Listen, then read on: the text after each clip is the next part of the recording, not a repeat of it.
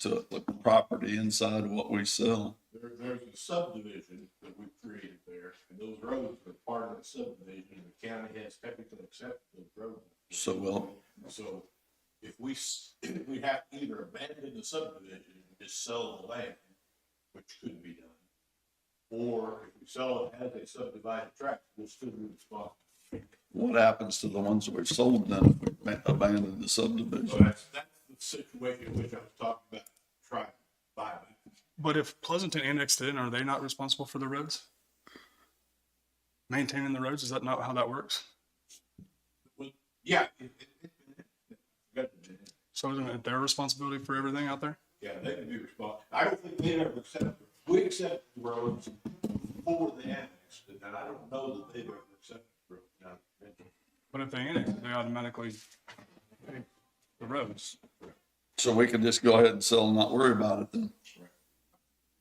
So our only thing we have to worry about is what we have to do with our grant funds that paid for it. whether we have to pay those back. Okay. Don't get answers on it. We've been asking for a year. Right. Do we still have those Pappy lights? We know where they're at. I think we should move forward and selling those things at least before they get broken. I'm always asked for a forgiveness type of guy. They can give us answers. Let's just do it. Gary, what do you think on that? You know, I mean, I think that you're probably more likely to get some pushback from the state as far as the grant funds, if you sell those, than on getting rid of the airport, right? Because that's the most recent grant, right? Correct. And how long was that been? 2019, and it was $200,000. $200,000 grant, it's in 2019. They may say, if you sell What's our case is if they don't respond to us, so what can we do? I mean, what can you do when you ask the question and nobody responds? We didn't. I mean, we kept the solar lights, but we're selling the Pappy lights. How did they even know? Unless they're following us on the camera. it, watch the meeting.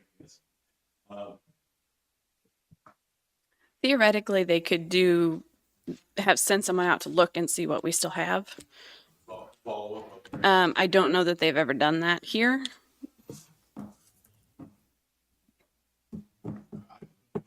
Is there a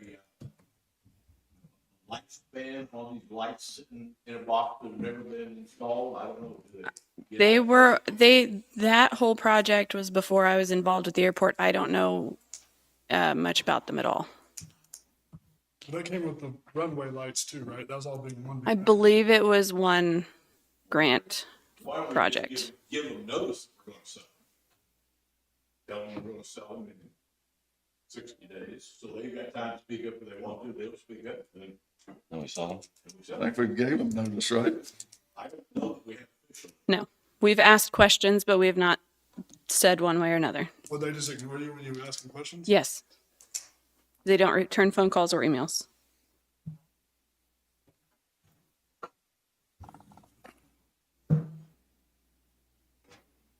Do we know if there's a market for those? I mean, I know we talked to the airport board that one time on that meeting, and do we have an airport board meeting coming up anytime soon? I don't have anything scheduled, no. Nobody must have even showed up to see if we installed them, right? I said nobody showed up to see even if we installed them. Mm-mm. I'm in favor of trying to at least get them sold, getting it, because it was a matching grant, correct? Have we spent, how much was it matching? 40,000? I think it was a 90-10 grant, but I'm not sure. I just want to get something going with the airport, one way or another. Well, those lights are not going to be used either way. We can keep it yourself, right? They can't be used at that airport, right? So why don't you instruct Jessica to send official notice to the granting agency that you're gonna dispose of those lights, and I'll review it before she sends it and move forward with that part of it. I'm in favor of that. Okay. Jim? I'm good with that. I am too. Okay. What about on the rest of the airport? So our legals, what's our legals? I mean, Do we need to let Pleasant know that they're responsible for the roads, or? Let me speak to their city attorney and clarify that they understand that. And if they, I mean, if they know that they're responsible for it, is it, and they do want to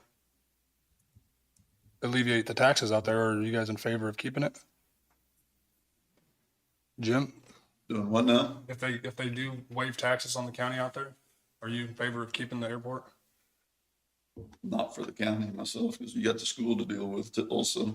School hasn't said anything, but we haven't, I don't guess we've reached out to them.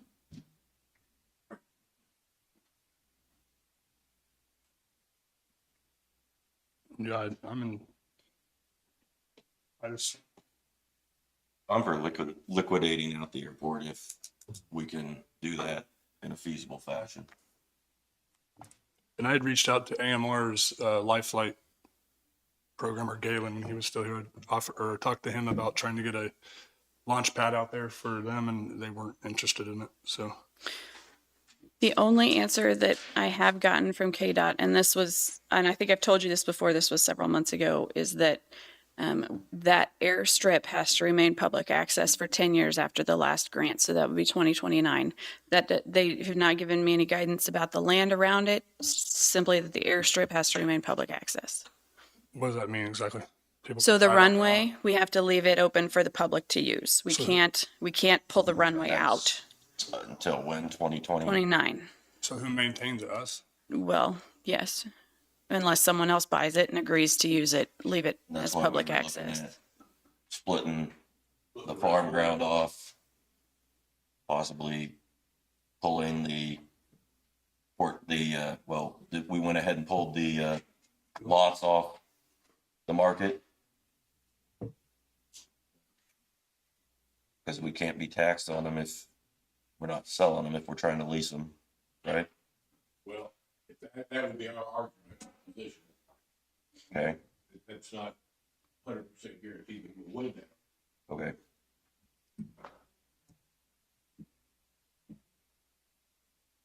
So we're gonna have to keep the strip open or repay those grant funds. Which costs more? Do we know? How much do we have to pay back on the grant? I have not, that's one of the questions they won't answer.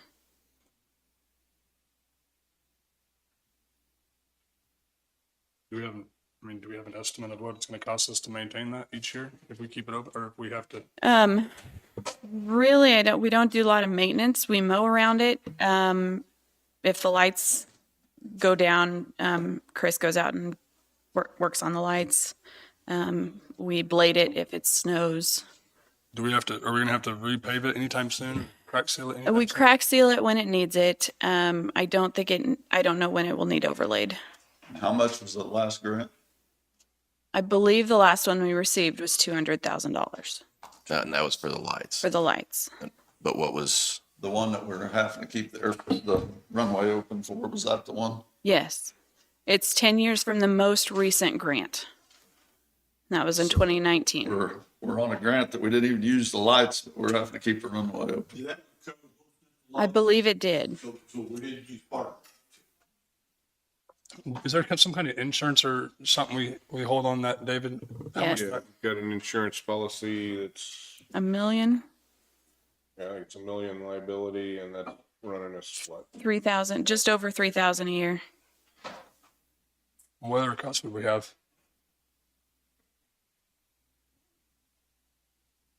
How much is the whole airport grant in total? There have been several. I don't. That's what I wonder, I mean, if you could add them all together and somehow find a percentage or something. So we're not worried about the grant that built the runway. We're worried about the grant with The most recent. Well, I don't know what they won't answer my questions. I don't know what they will make us pay back. I don't know if they'll go back to the beginning. I don't know. All I know is that from the most recent grant, the runway has to stay open for public access for 10 years. That is the only question that they have answered.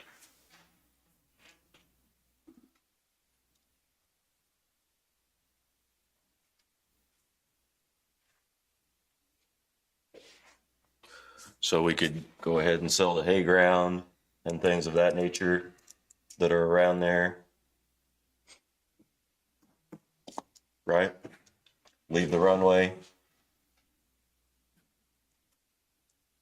Sell everything except the runway. We could even sell what we have on the east side too, could we? I mean, just keep the runway.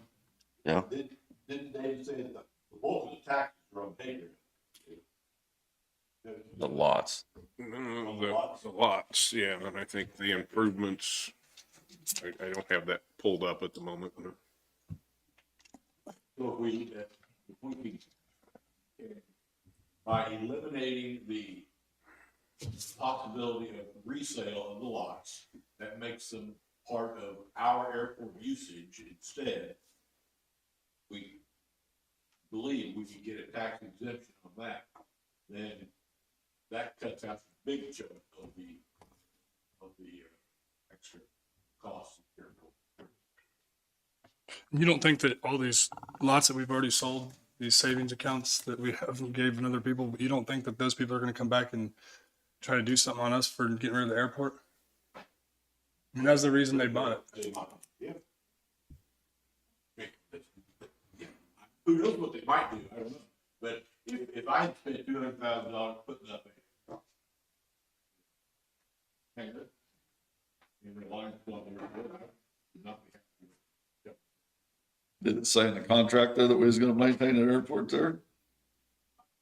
Should have said quite specifically that we were gonna do it indefinitely. I don't think that the contracts, they weren't very specific, were they? I mean, we didn't require them to build anything within so many years or, I mean, if they, There are covenants and conditions that we have applied that talk about what they have to build or can't build and so forth. And it may be implied in there that there'll be. I can send you the covenants if you want them. Okay. I think that would be good. should we meet with the airport board again, Jessica? That's up to, I mean, that's up to you guys. I can coordinate something if you want them to come back.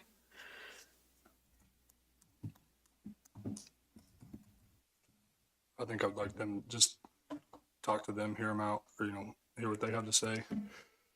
I think our best bet on trying to sell those Pappy lights would be through the airport board, probably, with all the knowledge they have, with the people on that board anyway. Do you have any interest in trying to buy back the lot that have been sold so we can make that whole area non-sale property?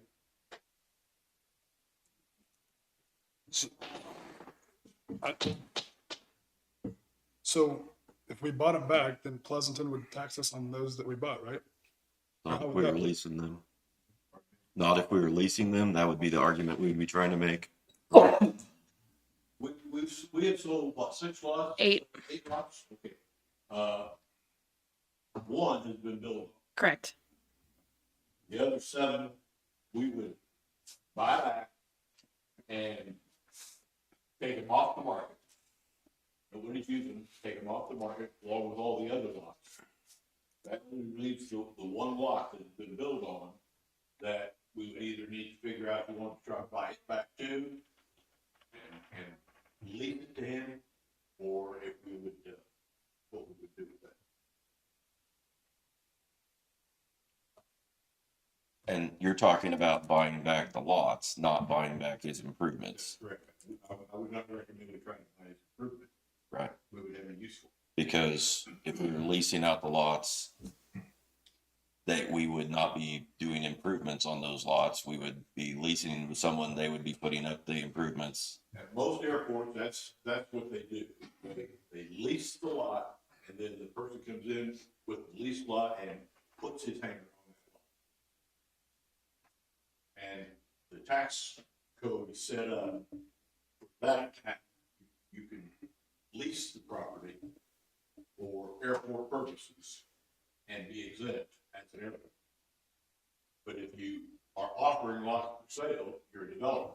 That's not exempt. We don't, I mean, was there not a lot of thought put in this when this thing was talked about? I told them at the time to lease the lots, and the airport board didn't want to. I know you weren't here then. That was before me. They, for some reason, they insisted they wanted stuff. I think they thought that they wanted to own their own lot. But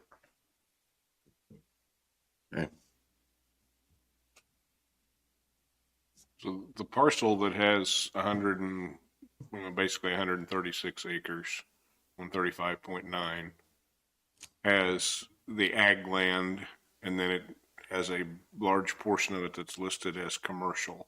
That's where our tax liability, the main part of it is.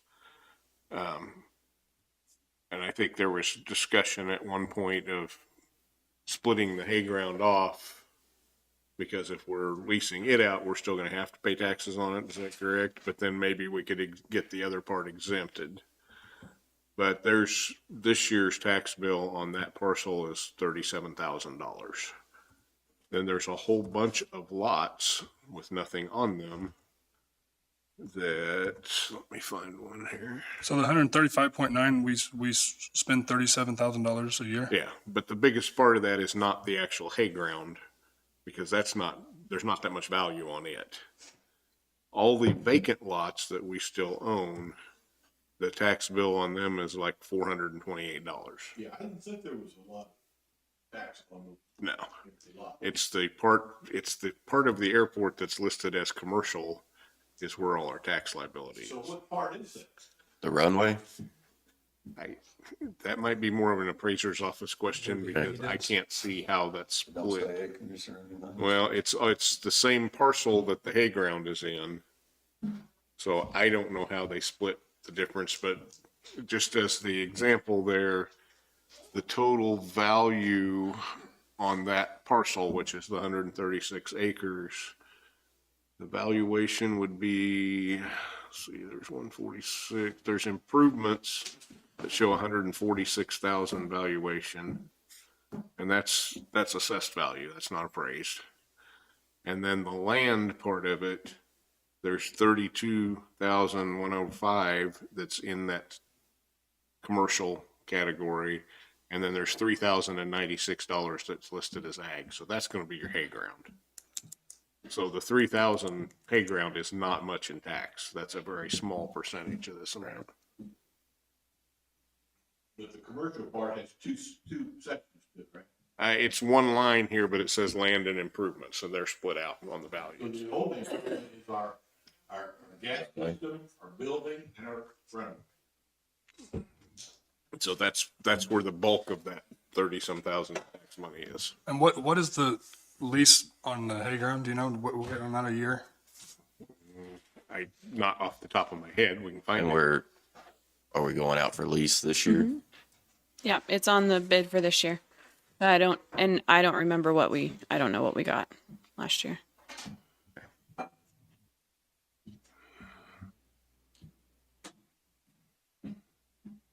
Who has that one? I I think that one was Umpenauer Umpenauer, last year. Yeah. Here we go. That one is annual installments of $3,753, which is about to expire. And does that even That cover, was just a 1-year lease. Yeah. does that cover the taxes that we pay on that part? Oh, I think it would easily on the hay part of it. Because your whole valuation on that part looks like it's 3,000 and some dollars, and then you take that times the mill levy, it's not gonna be much tax. So basically the tax is all on the runway then. The runway and our, One way to build. Fuel The reason system. for that is because we got those lots for sale. That's why the Your mic's not on. good. So if we take the lots off, take them off the set for sale. That's my thought, is it take the lots off so we're no longer a developer. That takes us out of the commercial business. And then I think we can get the tax Get an exemption on. exemption that we want on the commercial. I'm for that then. If we can do that now, let's get it off the tax bill. Start. So do we need to let Pleasant know anything or do anything? Do we need Well, I think, I will reach out to them and tell them that that as long as that's a subdivision, if they have accepted the roads, then they're responsible for them. Does it But- matter that we're no longer selling fuel as well? It may make a difference. So if they annex it in, can we request that they put roads out there? They've already annexed it. Okay, yeah, right, I know, but can we say, I mean, isn't that part of their duty? Not necessarily. They don't have to put roads in an annexed property. I thought they had to, Not with a voluntary annexation, and we agreed to it, so. for the record, I didn't agree to it. Actually, I think you did. No, it was before you were here. If you look at that parcel where all the tax liability is, the part that's listed as ag is 1.705% of the total.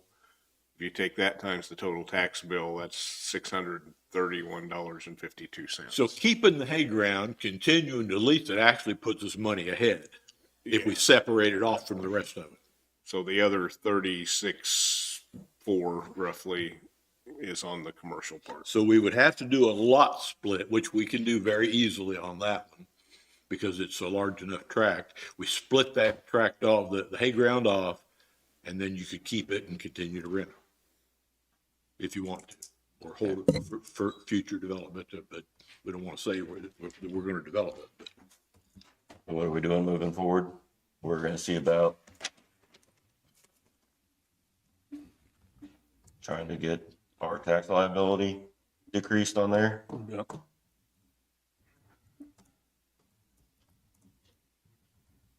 Right? That's what I'm for. Okay. Do you want to set up a meeting with the airport board Sure. and kind of tell them where we're going with it? And Yep. I'd like to come to that too. Are you, Do you want me to just have them come in here and have a workshop with you? Do you guys want to hear from them too? You guys want them in here? Or do you want to? I don't care what you want. Okay. Gary, would it be helpful if I sent you the map of the hay portion? Okay. We're going to reach out to Pleasant and let them know what our thoughts are. okay. All right. Anything else for Jessica? I don't know. Thank you. Okay. What do we got next? Sean?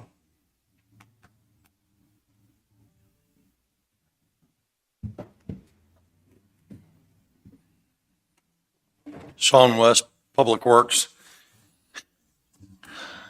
We have several representatives from Quickcom to discuss the fiber project and the area of 1600 and Devlin Road. I think they're scheduled for 10. I can go ahead and do my stuff, or we can go ahead and get them over with, whichever you like.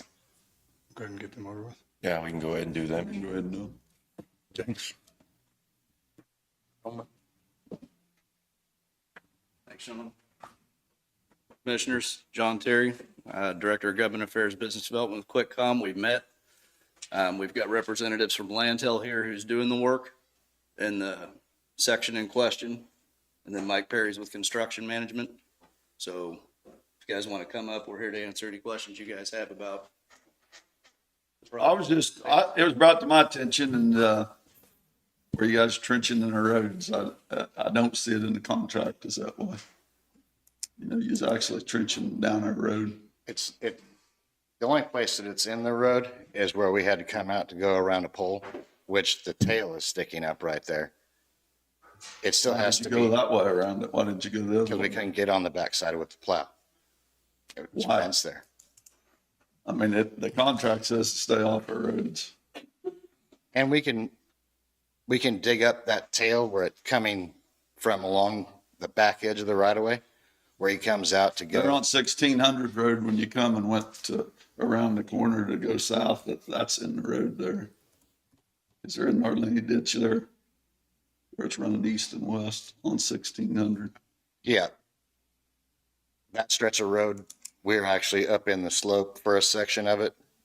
It Yeah. says 15 feet from the center line of the road or 5 feet from the edge of the road. Whichever is greater, Right. correct? Okay. I don't think you're there. I think there's didn't think the multiple problem- places down through there that you're not there, is what I think. I mean, we had a maintainer fixing the road back a few days. I mean, I was told, I didn't see that. I Yeah, was told we had a maintainer taking care of the road when you guys was trenching. Well, we went through with, our plow has a D5 that follows it that, I seen it. I was there 3 days in a row. yeah. And the day that was in question, it was a Saturday, it was raining. This wasn't Saturday. The days. I'm just telling you, the road, it took a beating between trucks going up and down it and our equipment going I up. seen trailers sitting in the road there unhooked in the road. I mean, I don't understand why that's going on our county roads where you unhook trailers in the road. We can take care of that problem where it won't happen anymore. Well, It was just, we're out. how can we verify where this cable is and the depth and everything? Are you guys, do you have a third party inspector on this? Yes, we do. He's right there. Is it in the road?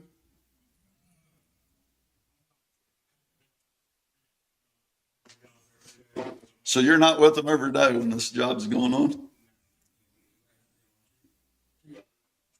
Well, moving forward, I think we should have a third-party inspector to verify what's happening myself, because it's, This project has started, and we're in the process of getting approval from Quick Call to get the other guy on the road will be a full-time inspector on that site. Right now, I'm in Ottawa and down here, I'm covering it.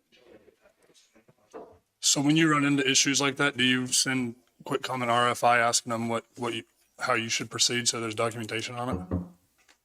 No, not necessarily. We've done enough work with them and other companies that when this issue arises, we know that we have to get the pipe back to the other side. With the plow, it comes out of the ground to get around poles and such things. It will eventually be dug over to where it's supposed to be, either right alongside the front of the pole or the back side of the pole. I understand with the grading and stuff that goes on out there, you're concerned that, I guess you guys think that we're going to put boxes right there where you see the pipe sticking. That is not the boxes, case. but you have cables in our ditches where we can't clean ditches out. Then At 3 feet. then it gets cut and we have to pay for it. Okay, That's my concern. I don't think we need it in our ditches.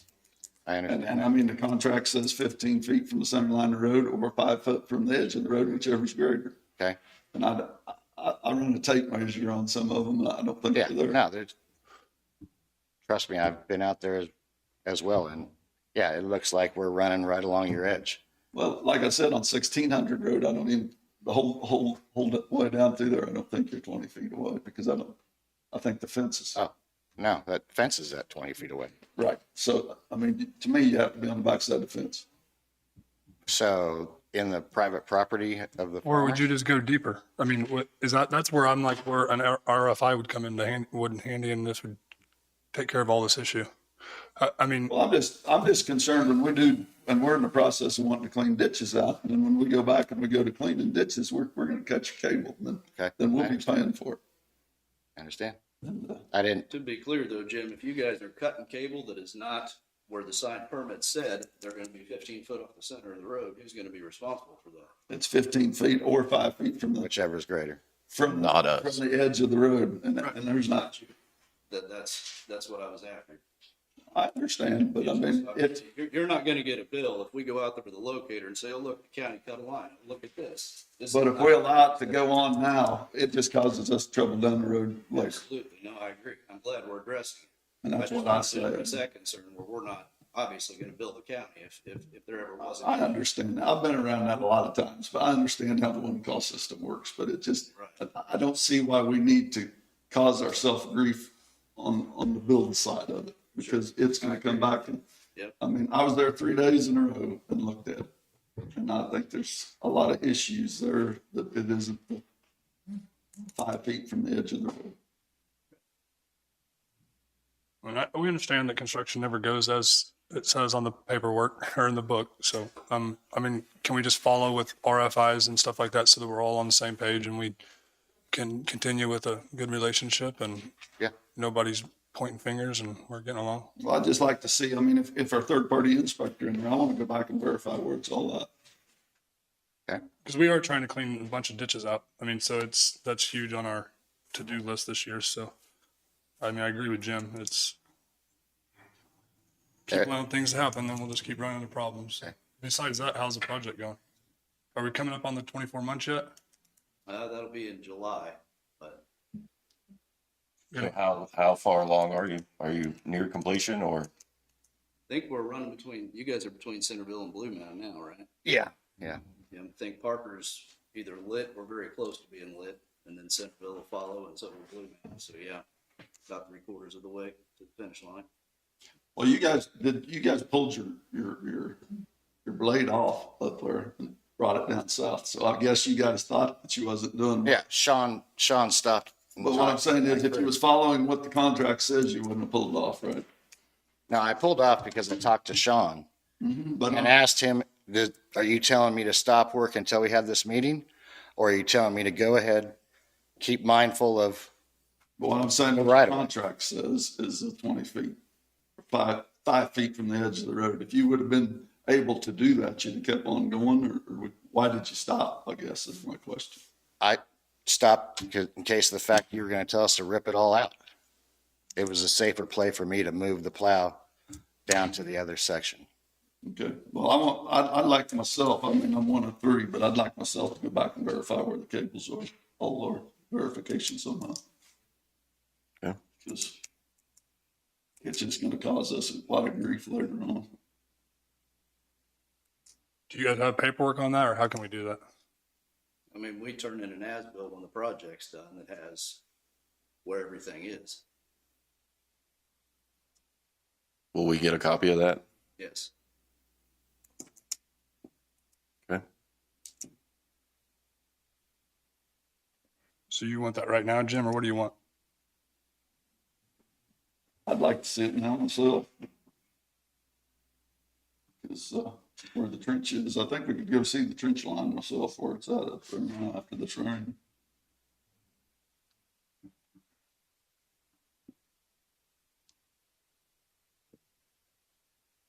Verify where it's at.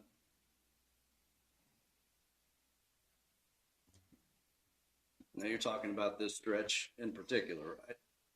Well, that's the only one I've basically looked at. I haven't went and looked at the rest of it, so I can't say about anything because that's what I got called upon and that's where I went. And you guys was working there, but no, I haven't looked at anything else. Okay. But, you know, it concerns me when your contract inspector's not there every day too. So that's a big concern to me. Because I've been involved in both sides of that. Okay. Inspecting and trenching. But at the end of the day, they're taking responsibility for it if when we clean that ditch out, it gets hit, right? I mean, is there gonna, If it's not where it's supposed to be. can If you, it's outside of the variance, then it's obviously our. can you guys send us over documentation stating that? And then from here forward, Jim, does that work for you? Or do you actually, Move it then, or what are we gonna do? Are we just? I mean, if we hit it, then obviously we all, No, what I'm asking, are we gonna go back and move it, or we're just gonna let them void the contract? Yeah, they're stating they're going where they're at, where it is, but if it isn't what the contract says, we're just gonna let it stay where it's at? I mean, I think if we hit it, then, I mean, that's the issue, right? I mean, if we'll clean the ditch out and we hit it, they're gonna take responsibility for it if it's not where it's at, right? And you're asking to have that in writing so that they can't, so that we have that saying that we had agreed that it would be their issue if it was, since it was off variance? Yeah, I mean, I think that'd be normal for a project, right? Yeah. I mean, if they sent us a RFI and said, hey, what do you guys want us to do here? We can't do this, we can't do that. And then we say, you know, we'll go deeper and then we got to go clean a ditch out. I mean, and we hit it, and that's on us because that's what we told them to do. But if, you know, they didn't do it per the contract, then that's on them if we hit it. And then we can just verify from here forward that you guys are doing exactly that, or at least letting us know, right? I mean, is that how we can move forward? Costing everybody issues here? I think we already have it in our roads, what I think, so. So how do we do that? Do we go dig each spot, or how? They're supposed to verify where it's at in the contract, I said. They signed the contract is the way I feel. They signed the contract to stay where it's at. I don't think that's where it's at.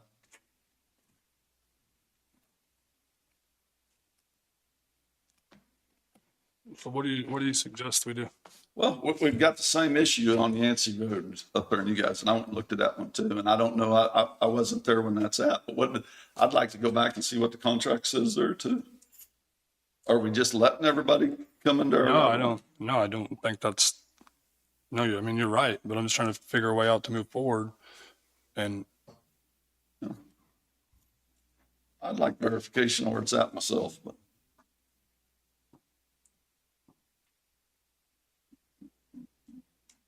what do you guys suggest?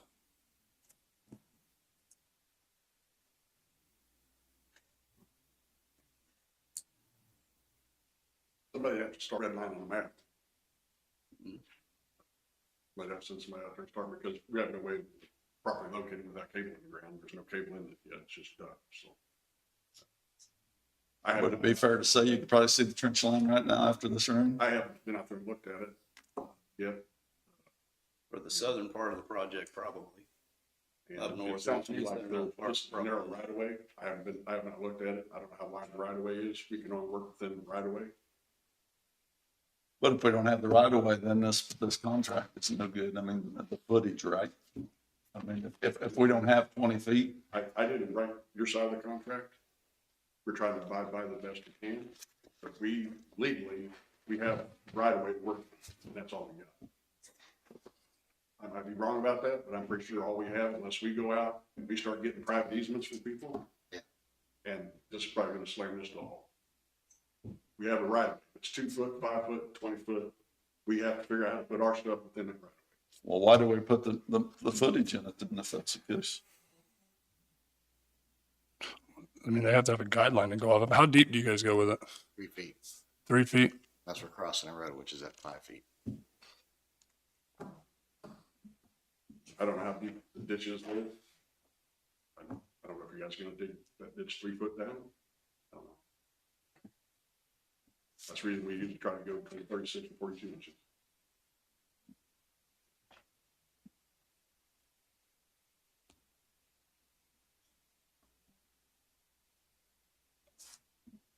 I would like to just have documentation stating, that we're all on the same page of what the issue was and that you guys are gonna take responsibility for it if it's ever hit during ditching or whatever we're gonna do.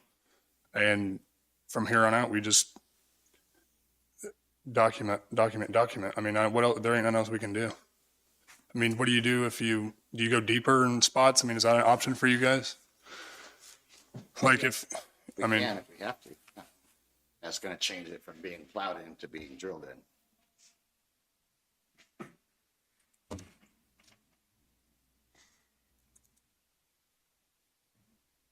what do you guys want? How many customers have you guys, if you have some of it live already or not? I think they're gonna light Harper this week. Okay, We hope to. The rock board's been going on, evidently that rock out there is extremely hard, and they're hoping to finish the rock board there tomorrow. Once they get the duct pulled in, everything's tied together, get the cable in, and we're hoping to have Parker lit up in this week, next week. Which will also be a privilege. Yeah. And do that'll you be have, the beginning do you have customers signed up in that area or? Yeah, well, there's a lot of pre-signups in that area.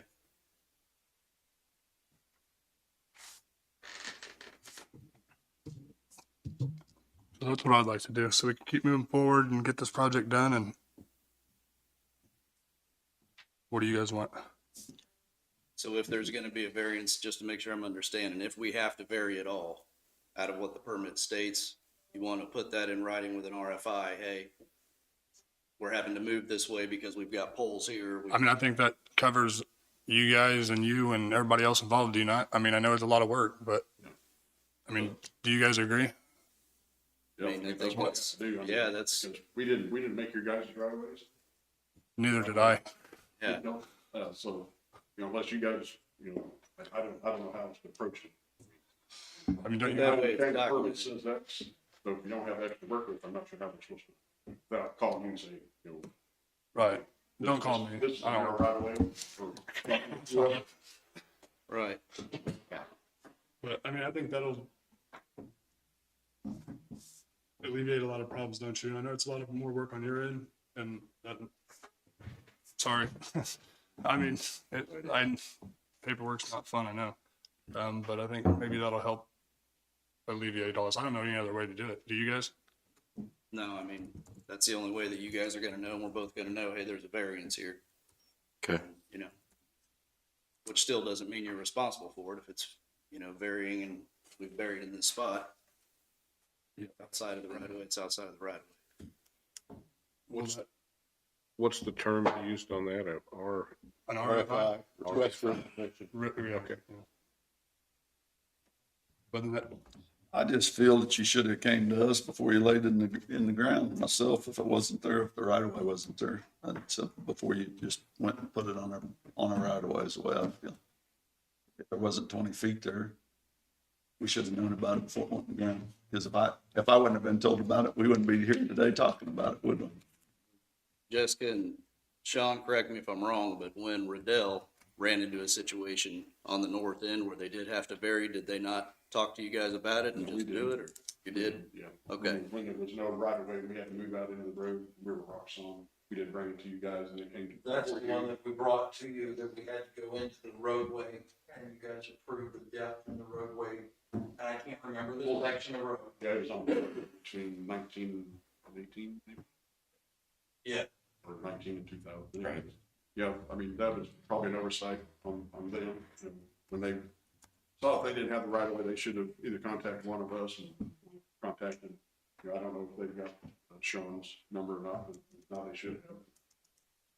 Communication is a great thing. But if you're asking for RFIs,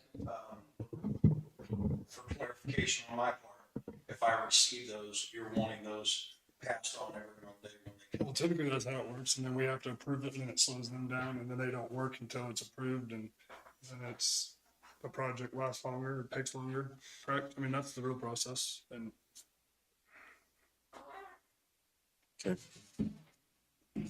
So I mean, no, if they're gonna bring it to the attention, they're not gonna proceed unless that RFI is approved by us, which we're the owners, or we have an owner's rep, if you will. But just like any other construction company, they're not gonna proceed unless they get an answer from us telling them to do so, which is gonna hold everything up, right? Yeah. But then the day you guys are taking full responsibility for anything, if it's within that right of way, when we're digging ditches, you guys are gonna fix it for free if it's hit, right? It's out of the guideline. Yep. So I have a question. So anytime that one of this situation happens, I get a hold of Sean, is this gonna, I'm gonna have to wait for an answer until the following Monday? Or is this gonna be something that he's gonna be able to? I don't know. That's what we're trying to figure out. But I mean, yeah, you're right. I mean, that's the process. Yeah. I mean, but to alleviate issues, you know, on your end and which is going to slow you guys down. And that's why, Well, to me, if we do this, we better have it in writing before we start, that anytime we get into it, it's in 20 feet inside our center line. Anytime, if we was to get into it, they're liable for it. Anytime on this job, if we was to ever to get into that line for anything, that they're liable for it, if we're cleaning ditches or. is there not any detail in the contract about that? I don't believe so, no. Could we do that, Gary? I think we could do a memorandum of understanding to that effect, couldn't we? That would lay out that anytime you're outside of the regulation location, that you take responsibility. It would lay out the process, that they're going to submit a written RFI to Sean. Are you going to allow Sean to tentatively approve those so they can keep moving and bring them to you the next week? Or are you going to make them hold up? Well, to the way you? I see it is if we was to change the road later on, 10 years down the road, we go in to change our road design and that's in our way, who's going to move it? If it's something that we need to change. If they're in our right of way and we're having to do construction work, they're going to be responsible for moving it. Anything that, or if we cut it. Is it written that way? That's the law. Yeah, Okay. that's the law. But my question was, do you want to let Sean tentatively approve those RFIs so they can keep moving and then bring it to you the next Monday, or are you going to make them shut down until Monday if one comes? No, I don't think they should shut down at all. I mean, Well, I would have thought when we wrote the contract, we looked at see how much footage there was, and we'd have known where the situations are that this has happened. That's what I would think should have been done. You know, before we ever started trenching cabling, we should have known where we had room to go with the contract. Would that be fair? Yeah, I mean, when we drew the contract up, what, a year and a half ago? When we had the roadmap of where we were putting the conduit and everything else, yeah, that could have been part of the contract and then it was not. Well, it says right in there. In the It permit, says the yes. footage. Mhm. In the verbiage, it says it, right? I don't know. You're looking at it. I'm not right now. Well, I think it does. I think it's 15 feet or 5 feet from the edge of the road, Yes, that's whichever is what the greater. permit does say, yes. Between 5 and 15. It's 15 feet from the center line of the road or 5 feet from the edge of the road, whichever is greater. Right. Yep.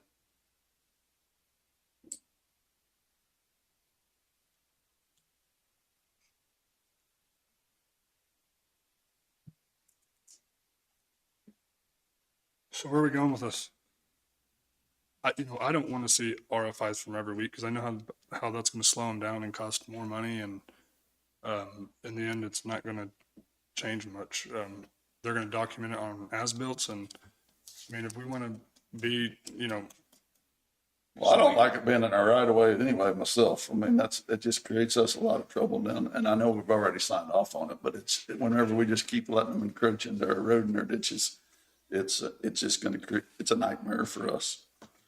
Pretty soon, if they didn't put it down where we need to, and we put a tube in there, or somebody wants to put a driveway, it creates a lot of trouble. You could ask every performance.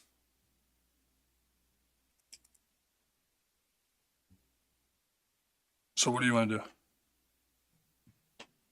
I'd like to see it stay with what the contract says myself. That's my vote.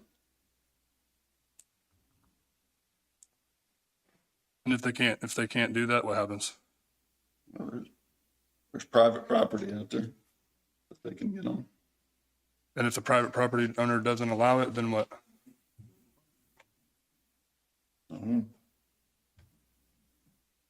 Jim, would that memorandum of understanding satisfy that for you, or if we did have to vary and could not get a private easement, you guys are obviously released from liability through that memorandum if something ever did happen. Now, the law is obviously that anything in the right of way, like you said, road construction, you're doing some improvements, we go and locate our fiber and we move it. We have to. If it's outside of the right of way though, and there's an issue, we're still liable for it. If we had that in writing, would that? It would for me.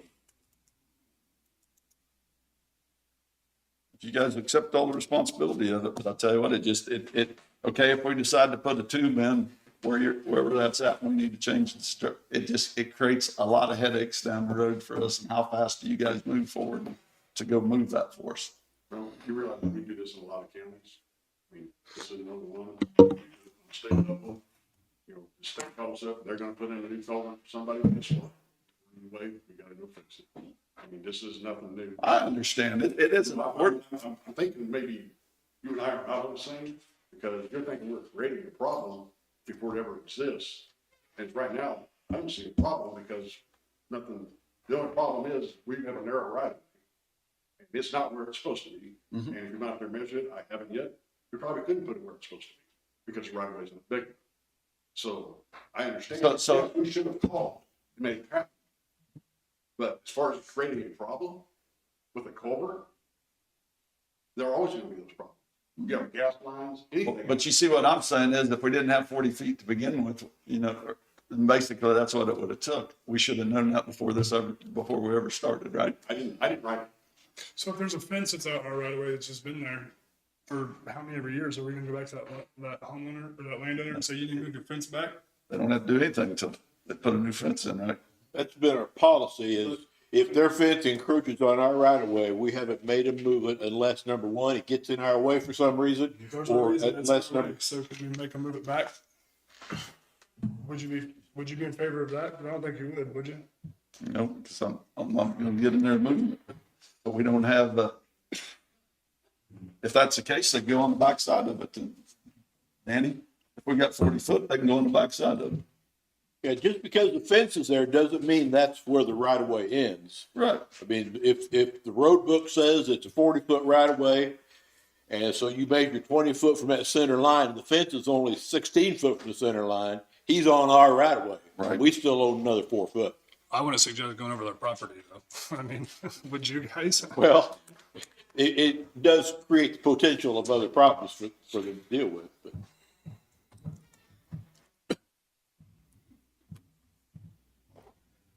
You're proposing the RFIs. I'm not Have proposing Sean- the RFIs. If they're going to take full responsibility for anything they're going to hit, then I'm okay with that. So we need the memorandum of understanding. Would you guys be okay with that? Yes. Okay, for us to approve. Gary, you'll work on that with them. And do you want that to include a notification process like an RFI, but Sean No, approved? but I mean, let's hire a project manager for that crap. Sean doesn't have time to do that. It's why I just, Well, I'm just trying to find out what you want in the agreement. I mean, he's going to have as-builts for us at the end. I mean, and we'll have them on record. So why not? So you don't necessarily want case-by-case notification when this happens. Is that what you're saying? I don't. I don't think it's unnecessary. If he's sitting here telling us he's going to take full responsibility for anything we hit. Okay, That's what we'll do. all right. Does that sound, are you good with that, Jim? Sounds like I don't have a choice. So. Okay. Thank you, guys. Thank you, guys. Can you give me your card so I can? Yeah.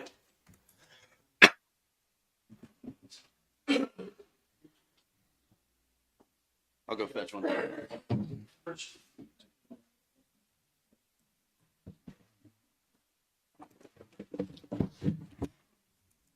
Commissioners, the next thing I had for you was billing on the compactor repairs.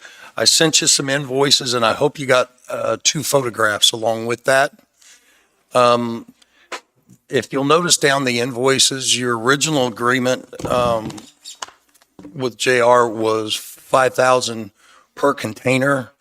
If you'll notice, one of the billings, he billed us at 45 because the damage wasn't as much as the others. Couple billings later, we had one at 51 something and one at 52, but we still hadn't gone over the aggregate of 5 per containers. Now we've got one at 57, and now we're going to be above what you agreed to, which was the 5 per container. So I'm bringing this back to you and letting you know the photographs. If you'll look, the reason this is costing what it's costing is because he's replacing a 12-foot section of the roof panel, which was not generally what was occurring. Normally the rot was down low, where the fluid level and things were at in the container. So this one was a little bit more extreme than the others, but he did feel that he had to replace it in order to send it back in the same condition we were expecting.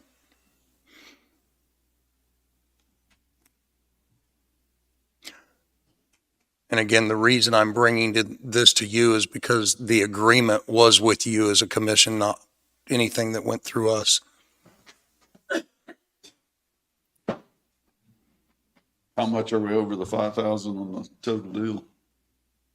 It's 51 something and 52 on the other. So you're going to be roughly one more container to do, and you're going to be $600 total over that, which I think in the fact that he's also repaired a couple rollers or other things for us while they were in there, I think is very reasonable, especially since the unforeseen roof structure wasn't something that he thought would be part of what he was doing.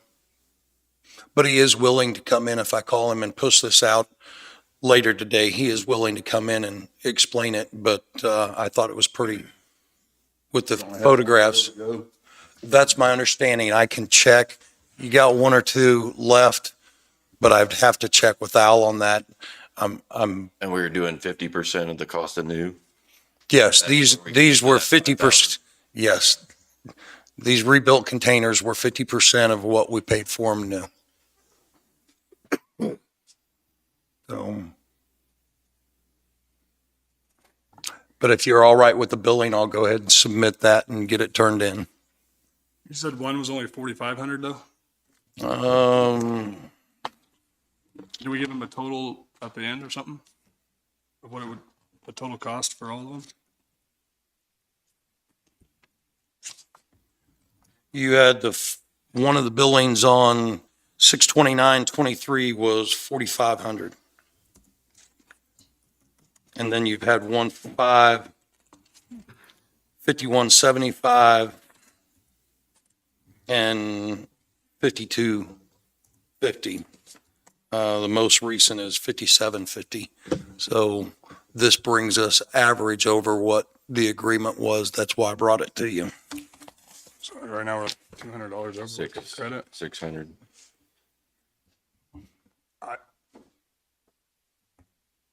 I mean, it's a remodel. There's unforeseen. I get it. It's, but if we're, same with the ditches. I mean, he varied from the contract. So, or do we stick him because of it, or we allow him to do what he does? And if we keep doing that type of stuff, we're not going to have any contractors wanting to do anything for us here in this county, which we already don't, but. Yeah, we're $500 over right now. What we said we wanted to be at. And the the last two are what kind of shape? Good, bad?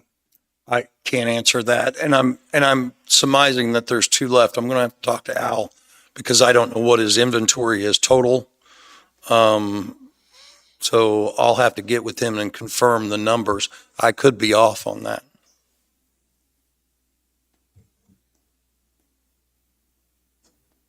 But as far as many as we've done to be $500 off with the damage that he's run into and with the things that he's repaired that he's run into in good faith, I don't think we're on the losing end of that. But again, the agreement was made with the commission, not with me. I think he's doing a good job, and I think that, you know, if he is going to be, comes down to the end in this last container, he's way over. Yeah, we'd like to know what the total bid's going to be, but thank you. I think he's doing good, so. Okay. Me too. I'm okay with it. Okay. Okay. Next thing I had on was just an update. Last week, Darren and I met with Mr. Ross and, we're pulling some information. We had a good meeting. We looked at the area. We looked at, measures and controls and permitting that was going on prior to us arriving that we were unaware of. We discussed some mitigations and timing on what he's doing as far as mitigations to work with. So I anticipate bringing you information, working with him and bringing you information in the next couple of weeks to look at. But it's going to take me a little more time to get that brought to you and put it in a format which you can do something with. You had equipment hours that were requested. Those were sent out to you.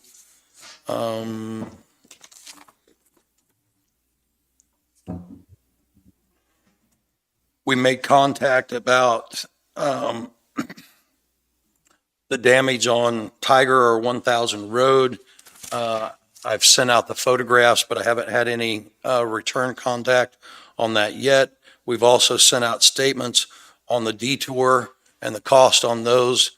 I was given a contact and referred to another department in their division and sent that information out, and I'm still waiting on those.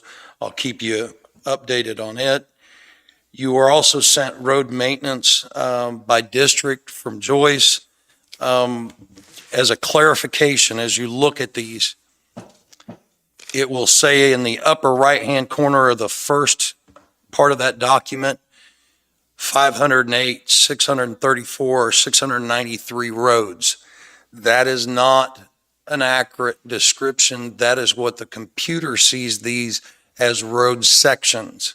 So in your district, in our Pub Works program, the computer sees that many sections of roadway in each of your districts.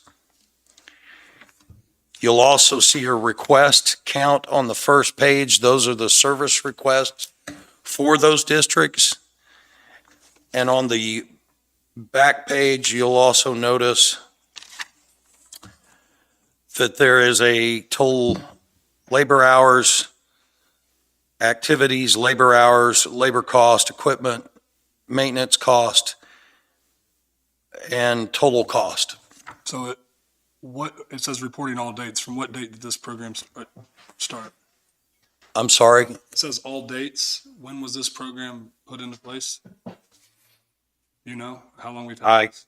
this program predates me, so I cannot answer that.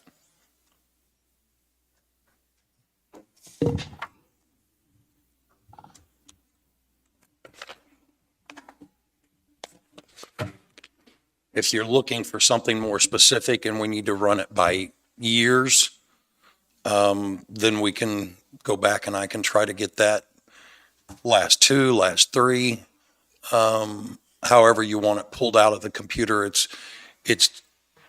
just key that we understand the parameters that you want us to search in order to Well, I'm get you the just- right information. I'm just trying to figure out rhyme to a reason why District 2 was closed down. So that's kind of why I asked for that. But it still doesn't make sense to me. I mean, if anything should be shut down, these documents, it should be District 1, it looks like. They don't have hardly any requests and only spent $3 million, and District 2 has 7 million, and Jim's district has 7 million, and we're up in the 1,200 count, road request or work request, and District 1's only at 448. So these are commission districts, not our road districts, right?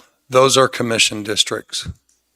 So like, I mean, part of the reason why mine's gonna be smaller is because I have less territory. Well, I mean, that's what I'm trying to understand. I'm trying to educate myself on why it was shut down, and it doesn't make sense, right? It doesn't make sense to you, does it? That's what I'm trying to prove here. I don't know why District 2 was shut down, and I didn't have nothing to do with it. I'm trying to do my homework to figure out why it was shut down, and it still, nothing makes sense. Could I suggest that we run the same thing to give you information on the two district areas so you can compare it north and south to what you're seeing in your district? Give you a more apples to apples comparison. So if we run that and pull that apart, you can compare it to what you see on here, because without any comparison, numbers are numbers. You can interpret them how you will. I just don't know how to give you any more information unless we pull it apart in several different ways to provide that to you, or pull it apart in different dates. On this cost summary by task, and it says by all dates, is there any way you can pull that up for a year? Because just like I see here on the chip seal, there's total cost of $426,273.02. Is that for a year or what is it? Do you know? It should be all dates. It should be what the computer tells us. Can you break that down to, you give it to us by year? How far back would you like to go? Last year is all I want to get, and then if you just give me what last year was. Okay. So you want 23. Would it be helpful if I pulled any other dates like 20, 21, 22 Well, or? 2 or 3 if you want to, but I mean, just give us the total cost of what the chip and seal. I just see that and that just stands out to me there, and I just wonder how long.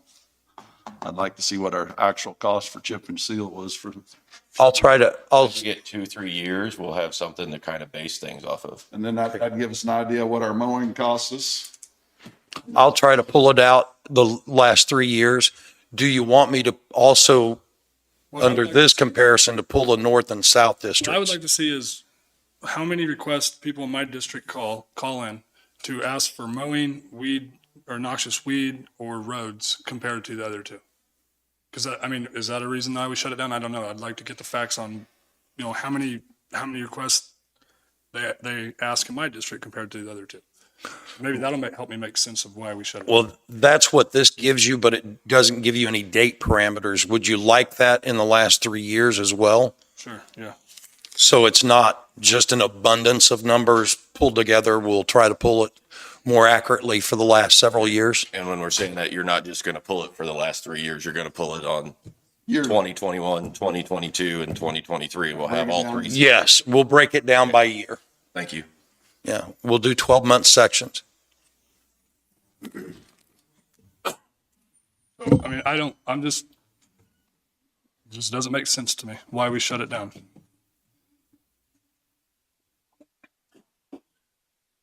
So, I mean, with that, I would like to make a motion again to to move in the direction to open District 2. That's my motion. Is there a second to that motion?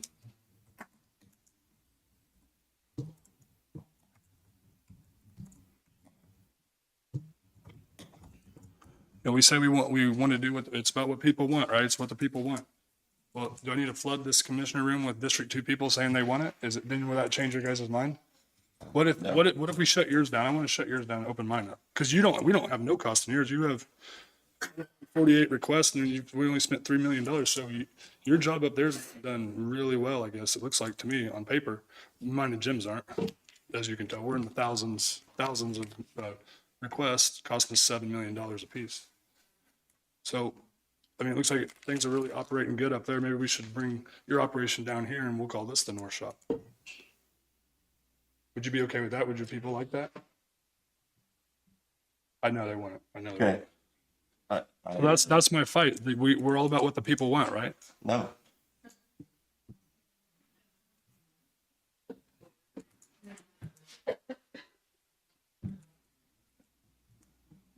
It has to make sense too, doesn't it? Yeah. But none of this makes sense. So it's obviously was senseless to shut it down. So. Jim, you're about what the people want, right?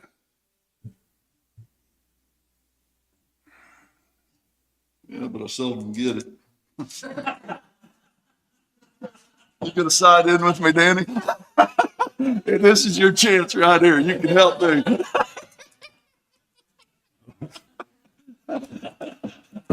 I won't disagree with you. Huh? I didn't hear you. It was on the record. Just go back and watch it.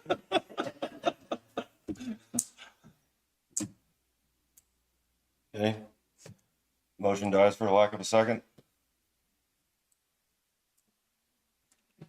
Something else I'd like, Sean, I'd like to see what the last 2 or 3 years, what the mower tractors, what our expenses on mower tractors and mowers cost us as far as for the right-of-way mowing.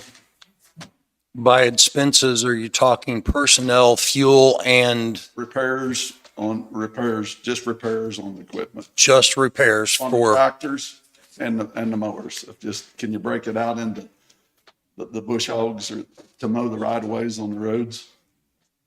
I'll tell you the reason why I've been there's a dealership's reached out to me there's a lease deal that we can lease tractors through John Deere for a yearly deal if you don't put like 300 hours on them. We can have a new tractor and I haven't talked to him. He's called me 3 times and I haven't got back with him yet, but he would come and talk to where we can lease tractors. And I just want to see what the actual costs, it's costed to run our tractors. so you want repairs, do you also want mileage on those for the years? I think that would be good. We- Well, or hours. Miles or hours? Hours, and then we can see how many hours we're putting on the tractors and what it's Right. costing us to use ours because they have a lease agreement. And I think you can run a new tractor. It's yearly. And it's not much per hour. Okay. Okay. I'll Look, look you're at, limited on the hours you can put on it, I believe. And I want to see what the hours we are putting on them. you want 2 or 3 years on that? Well, yeah, And you guys have known better about this, but doesn't the state? state does the same thing. that you guys can It must be something. I haven't talked to him. It's Department of Transportation, they put every year, bid on sold equipment, and then you tag on to the state. It was a dealer from Heritage John Deere's who it was, or I mean, a salesman. And he's called me 3 times and I haven't, I talked to him once. So do you want to pull that out 2, 3 years? Let's just go back 3 years. And let's just see what the repair cost is. Okay. We still have those tractors with the brakes and shit, or those the new Hawk? Yeah, we've got some tractors that we've spent a lot of money on. Okay. I mean, I don't see why it'd be, get them in here at least, and while we're doing all that, get them in here and let them talk. I can get him and I'll just reach out to him if you guys want to talk to him and have him come in some next week or the next, if he'll come Not next week. next week. Okay. Not next week. Okay. I won't be here next week. Okay. Okay, the next thing I had, I believe David was emailed some information about the 5-year review for Lake Region Solid Waste Plan, that we'll have to have a public hearing and input on, and it's something that I just had in my notes that I also received the email on it. Oh, so saying I didn't even hear what you said. I can't hear you. What'd you say? What did you say? I didn't hear what you said. I couldn't hear you. That we received information on the 5-year review for Lake Region Solid Waste Plan, and that's something that will have to be set up for public hearing here in the near future. Okay. The chip and seal, you'd ask about it. I talked with Todd, depending on deployments and other things, you're looking at 7,000 to 9,000 more per mile. With the 20 miles that we do, you're talking about an increase for contracting over and above what we've budgeted on it for 140 to 180 is our estimate. My question is, with that, are you wanting to try to plan for that, or do you want me to go out and actually get an RFP built and go out to bid for the 20 miles that we're looking at? Or just take the estimate and see if that's something you want to pay for or fund before I go out for the So you're saying RFP? it's going to cost $180,000 more to have to subcontract it out, and For 20 miles. It's between there is what we're estimating, because you're not talking about straight 20-mile strip. You're talking about asphalting sections. So what will be savings on our side? I mean, we're not taking people out of dump trucks and making them flip a stop sign for $25 an hour. I mean, are Well, we're we? basically going to take them off that and put them on the painted ditches is my idea. That we won't have anybody involved. Yeah, I mean, that's where I am. I mean, I think that if we can alleviate the ditches, then our gravel budget's obviously going to go down. So are we going to actually save more money doing it that way? That's what I want to figure out. And I'm still all about bringing in asphalt companies and getting a hard bid on it and putting the responsibility on them. do you want us to take it out for RFP on that? I would, yeah. I'm good with it. See what it costs. Me too. I mean, when their equipment, do you know anything about, well, I mean, what's the life expectancy of the asphalt equipment that we own? I couldn't answer that. That's beyond me. But once we start replacing that stuff, it's going to start getting really expensive, right? I would have to assume any asphalting equipment or anything of that nature is going to be pricey. And I just think it would be better to alleviate this, because there's a second option. We subcontract it out. That gives us time to get our graders. I mean, our graders are, I'm assuming they're probably overwhelmed us always trying to keep them in the road, on the roads when we can.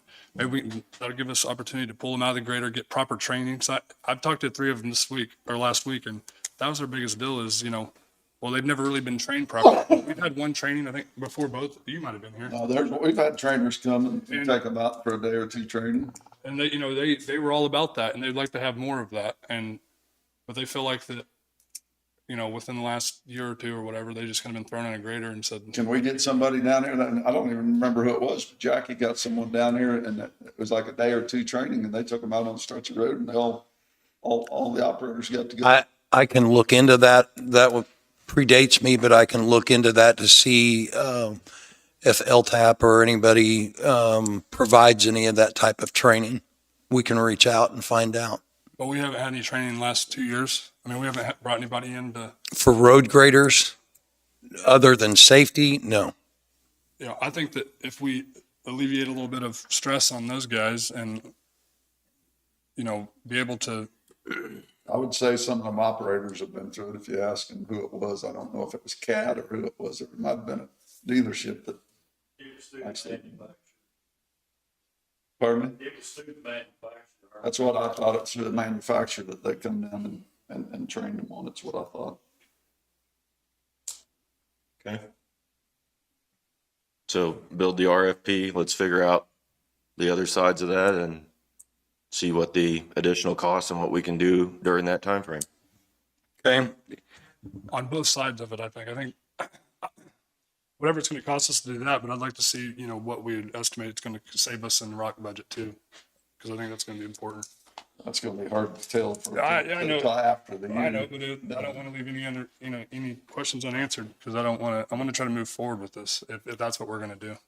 well, the only thing I think I can estimate is, at this point, would be the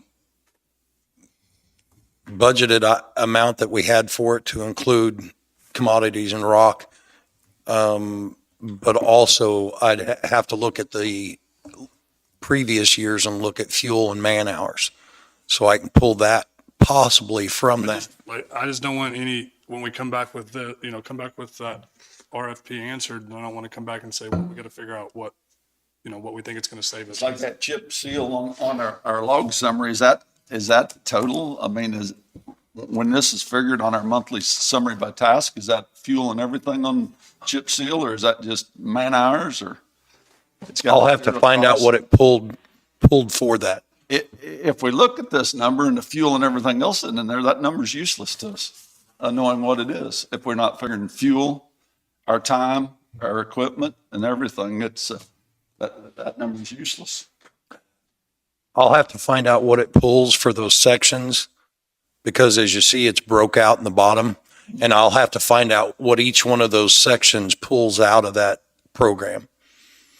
But for me to answer that now would be just a relative guess. So I'll have to look more into the program to find out what it's pulling to give you. Which I realize it probably charges the dump truck for the day or something. I mean, however, Well, it's loaded with FEMA rates, so it probably goes off of that. so necessarily is it what our cost is? No, these are loaded with FEMA rates, because if you're going to make a project and charge that back, you can't reload So what our rate and their rate and what cross numbers it. are we using when we figure out what it takes to asphalt a mile of road? The computer, it's been loaded with FEMA rates, so that's it's feeding back to you. Okay. Everything we figure what we're costing us to asphalt a mile or chip and seal a mile of road, that's just FEMA rate. So. As far as the equipment and the man hours, yes. This $180,000 doesn't include equipment wear and tear, overhead for material, because typically your asphalt company's going to bring their own material, right? Is that how they work? I mean, is this number, this 180, where did he come up with that? He gave me an estimate of what it was going to be above and beyond. After talking to one of the companies, he gave an estimate of what it would cost above and beyond what he budgeted for that same 20 miles. So how come we were so much more expensive to do these roads, right? These 3 roads around us, whenever we asked them for a budget number for that? Well, these are not chip and seal, these were paid. No, I understand, but why? How come we were so more expensive than an outside source? I couldn't answer that. I don't know whether it was machinery that we didn't have or materials at that time. I can't really answer that for that project. How long do you think it'll take to get all this? I'll have to work with Joyce, but I'll try to pull numbers as fast as I can, but we've got quite a bit here. But he has a yearly plan, so he should be able to present that to the bidders, right? Todd? We'll have to take the sections that he's planned and put those in an RFP, get the RFP built, get it published, and then get bids on it So that part of the process, if we have the RFP built by next week, which would be a task, you can expect a month down the road by the time it's published and we get bids in.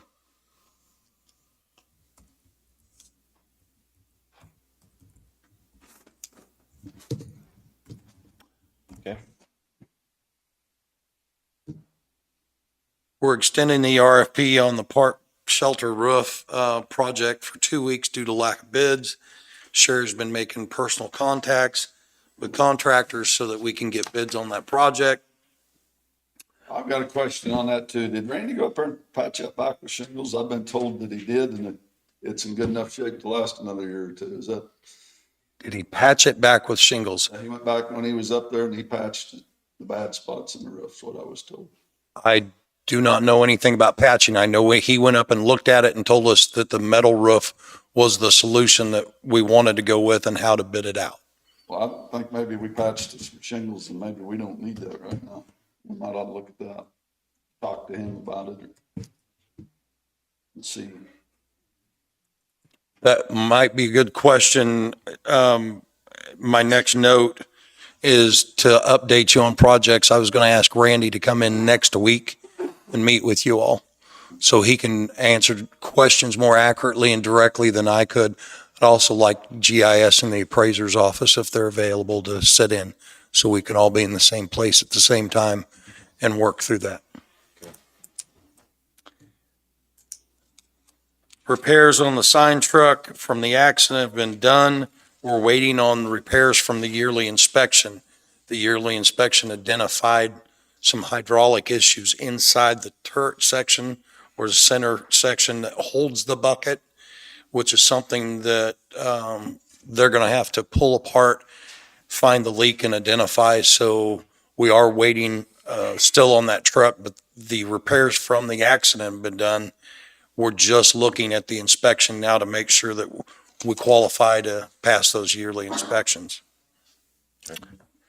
Next thing I had was the van has not been delivered yet for transportation, and Joyce is still in the process of tracking the progress of that.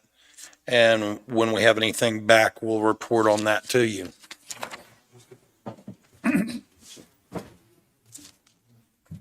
That is all I had at this time. I'm sorry, let me back up.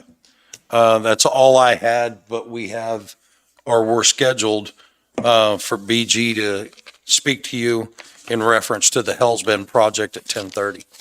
And if you're ready for that, we can start with that. We also have Thomas Wright on the agenda. Is he here? He's not going to be. No, he's not gonna make it today. Okay. Okay. BG Consultants? Okay. Well, good morning, Commissioners. I'm Jason Hoskinson with BG Consultants, and I'd forward on a memo to Jessica and Sean last week. I hope he forwarded that on to you guys as well. And I understand you've been talking about the Hell's Bend Bridge and the only bid that was received by KDOT for that project. I did put together kind of a memo summarizing kind of the background as to how we got to where we were at with doing a steel girder bridge as the primary replacement option. Understand at maybe the last meeting or maybe 2 weeks ago, the commission asked to look at what the cost would be to go to an at-grade intersection instead of a grade separated crossing with that.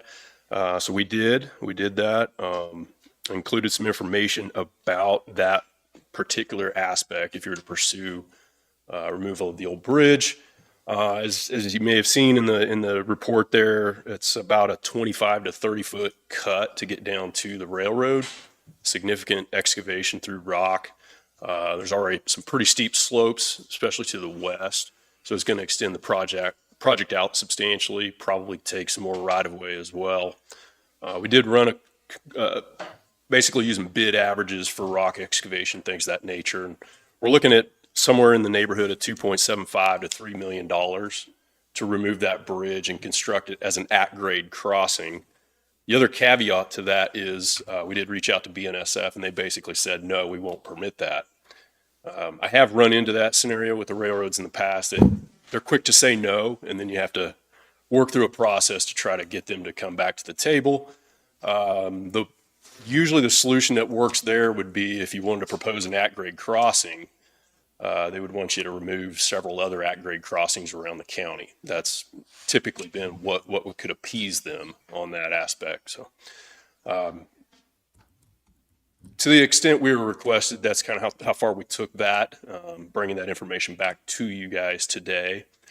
And be respectful of your time. I'd be happy to try to answer any questions or talk to you about the project, see what you're thinking and how you'd like to pursue moving forward or not moving forward from here. So we've asked for it to go back out to bid again. Not yet. No. Not yet. Right now, KDOT, well, I don't believe, have you guys sent anything to KDOT requesting them to rebid the project? Not yet. Not yet. To find out where you were in your discussion, you might want to explain that about Okay. what you Yeah. found that might enhance the bidding process. Yeah, so we did talk to some of the bidders or the potential bidders on this. And so when KDOT advertises these projects out to the construction industry, they publicly advertise it, and then they also send notices to qualified contractors. The word that we got from some of the potential bidders was, and KDOT puts the bid documents, the contract documents together. The word we got was the time frame to build it was too tight. So their bids included liquidated damages because they were anticipating going over the contract time. So that would be one aspect to help bring the cost down a little bit. KDOT did say there was room they could extend the contract time out. We could basically give contractors more flexibility on when they would want to start the project and how long it would take to finish the project. The other couple of aspects, one of the big drivers is just the railroad. Unknown costs, risk associated with the railroad. I have been talking to KDOT a little bit about if there's a way to pull that risk off of the contractor and put it more on on KDOT and the county. Because basically the contractor is going to look at that, and if they're working in the railroad right of way, they have to have a certified flagger, railroad flagger, and they're $2,500 a day or something like that. And so they're going to factor that in for the duration of the contract, even though a lot of the work can be done off to the sides of the railroad, and then the girders can be set in place over the railroad. That's when the flagger would need to be there. So having some conversations with them about that and what that would look like, if it would even make sense. Maybe it doesn't make sense to try to take that risk off of the contractor, but I think they've built some price into that. And then the other factor is just lack of competition in the area. A lot of the Kansas City contractors are really busy right now in the metro area, and they see a railroad and the complications with this project, and it just kind of turns them off. So I think, if you wanted to pursue it again, I think we definitely approach KDOT and say, hey, we need to extend the contract time out as much as we can, as much as is feasible. Try to garner some more interest and see what we can get from there. Grant money will still be available. I'm sorry? Grant money is still available on it. So it's federally funded, and right now, yes, those federal funds are still coming through. It's the way KDOT's set up their program, it's kind of first come, first serve sort of thing. So if your project's ready to go in the next round of funding, it would be available for that money. My understanding is I think they still have some funds available in the round that we were currently planned to be in.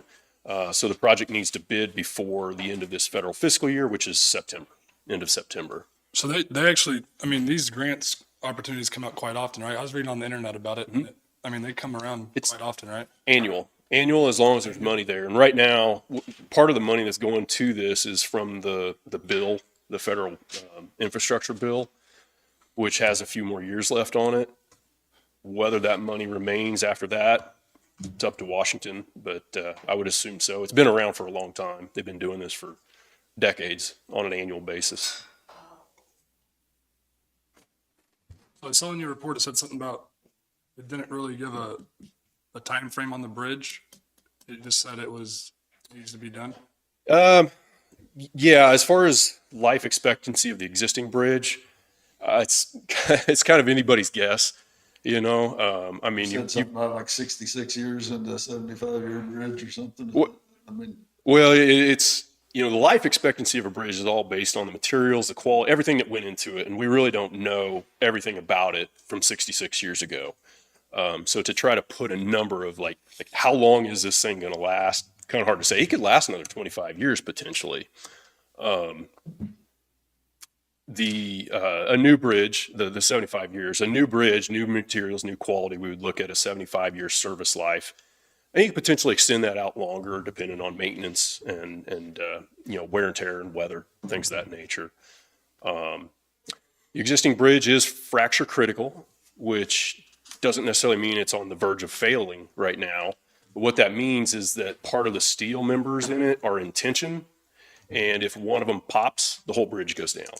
So think of the Minnesota collapse, the interstate collapse. That was a fracture critical bridge. One little piece failed and the whole bridge came down. That's what we got kind of going on here with this bridge. The components to it are the piers. So the vertical components holding the bridge up is what's kind of critical. And if that goes down, obviously it's on a railroad and that would be But you're not substantial. You're not worried about it going down. You're just saying that it's not up to today's standards. Right. It's not up to today's standards. I don't believe it's probably on the verge of failing. You know, I would think your inspection reports, if they would have noticed that, there's annual. Is that one annual or biannual? At any rate, it's either, I think it's an annual inspection that has to be done because of that fracture critical classification. And those reports would identify to you whether or not it's on the verge of. So when we applied for this grant, we probably had to send our inspection in for that. Why did they choose us to do this bridge, or is it just kind of? Well, it is deteriorating. It is getting older. It's some of the components to it are in need of repair. And then the fracture critical component. KDOT's trying to, I mean, there's a push from the federal government to get all the fracture critical bridges off of the system. Get rid of them just because there's no redundancy, basically. If one thing fails, the whole thing comes down. New bridges are designed a little differently to where if one piece fails, the whole thing doesn't collapse.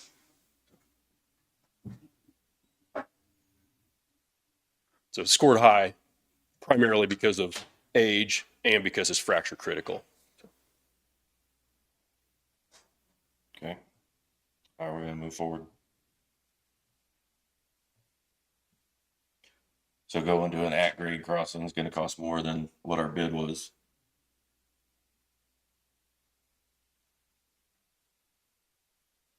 what's it cost to rebid it? I don't believe there's any cost to the county on that. KDOT. It's something I got to bid against then, but See if we can extend the time frame so that maybe we can get, if the money's available and then we can extend the time frame and see what it is, it's no cost to us. I'm not against that. On the bid description, you said that they narrowed the time frame the bridge had to be done so that they put in liquidated damages. Is there something we can do about that? I mean, do they have to state that in their bid process, right? What they're charging for that? Or no? So the way the KDOT contract works, KDOT will basically say, okay, we've got this project, we want bids on it.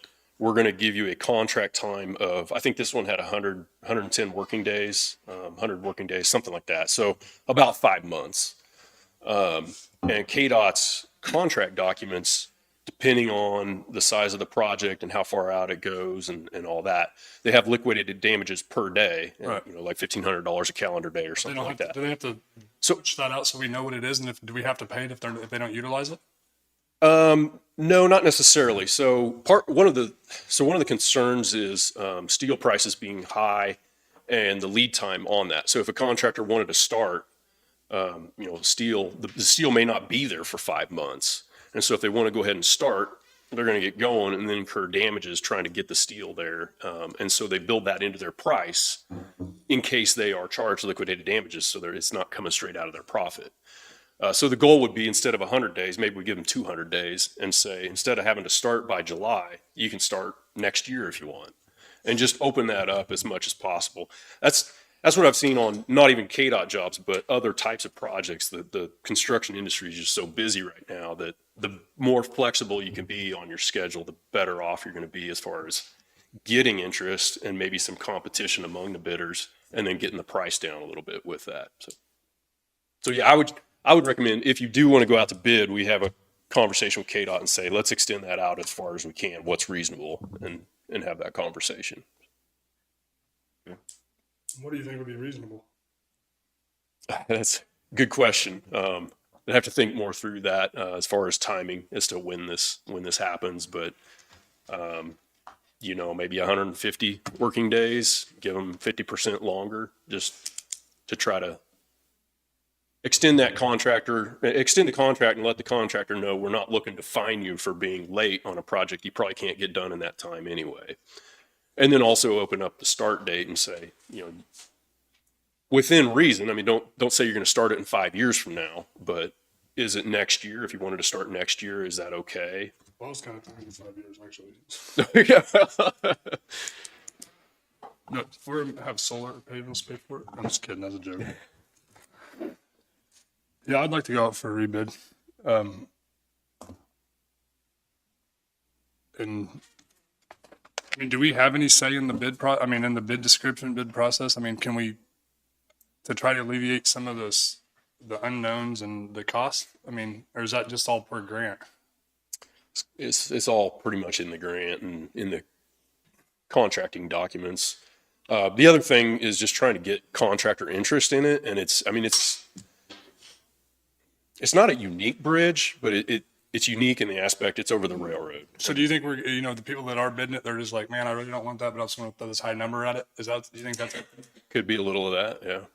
And we only got one bidder. Some of them were like, too many complications. I got enough other work right now. I'm not going to go after it. So, if we can open it up and make it more appealing and say, you fit it in your time frame, we want you to bid. Hopefully we'll get a little more competition. See what happens. Do like a 2-year time frame, and then with the 150 day working. Yeah, we'll ask them. I don't know what they're tied to. I mean, the state does all the contracting with the feds on the money and all that, and so I mean, when the contract goes out to bid, they'll obligate the money. So right now, there's just a whole bunch of money in a bank, and it's not really assigned to this project yet. But when it bids, they're going to set aside a certain amount and say, okay, it's going to be for Linn County's project. And then if you don't accept the bid, it goes back into that big bank of money. And so I just don't know when they pull that out, if the feds have some time frame it has to spend. So it's a matching fund, right? So when they come back with these change orders that are where contractors make their money, I mean, when you bid a project, you really typically bidding it low so you can get it right. I mean, per the spec. So if there's all these unforeseens, who pays for that? There is some aspect of that. Now, most of this project is a unit price type project. So we already have a bid price for if they need to go, if we need 10 extra tons of gravel, we've already got that price. Likewise, if they don't need that extra 10 tons or they don't need the 50 instead of the 100 that we bid, you get a deduct on that. And during the inspection process, there's measurement of quantities and balancing all that out. At the end, you'll escrow your money ahead of time with KDOT for your portion of what's anticipated. And then in the end, they'll audit the project out. And if there's a little bit owed back to the county, they'll cut you a check. Or if there's a little bit more owed to KDOT, they'll ask for that money at the cost share rate. But to clarify Danny's question, I think he's asking, are the overruns or the extras, are they split on the same proportion as the rest of the project between the? Or do we get all that cost? Do we have to pay all the extra for the change order? Do you know how? They said it was at the grant rate at 90. Okay. No overages or overruns would be billed at the same rate. They used to KDOT used to cap the project, so it would be billed at the same rate up to the cap, and then inflation hit, and everybody was backing out of projects, so they took the caps off most of their contracts. So, I didn't know if this one hit the. So on a project like that, how many change orders? How much? I mean, what's a price change? I mean, what's typical? Oh, not much. I'd say within a couple of percent. There will be change orders for sure on a unit price contract. There will be that number you see won't be the exact dollar amount at the end. But a lot of it's just overruns, underruns of the quantities that are, We went up $1 million when we didn't even start the project, right? I'm sorry? I said we went up over $1 million when we didn't even start the project yet, right? I mean, what was the price? Was it $1 million Went from 300 to 500, so. or something? Yeah, maybe it wasn't $1 million, but Yeah, it went Same up thing. substantially, but again, I think that was just due to a lack of contractor interest and due to railroad complexities, and they're building that risk into their price. Try to address those issues and send it back out. Okay, Sounds good. thank you. All right, thank you. Hey, you did the roads. You assessed the roads in Pleasanton, right? For like the asphalt and all that. Working on it, yeah. The Red City. Yep. Would it be beneficial? Should we get something for gravel roads like that for our ditches and like an engineer to study them, or no? You think that's useful, or You need to assess the, to just get a plan together? as far as our ditching and our water control around the roadway. Yep. What that would take or what that would be for a project that size. Have you ever done anything like that? Yeah, I was gonna say, some of it depends on how you're gonna fund it and what you're looking at doing there. I think your staff probably has a lot of expertise and ability and knowledge to look at certain things there. Pleasanton, for example, they're chasing some USDA dollars, which require an engineering report. So it's kind of pitch in a little money to get a whole bunch of money back kind of thing. Is there grants out there to do gravel road type stuff like that? Ditch cleaning and maintenance?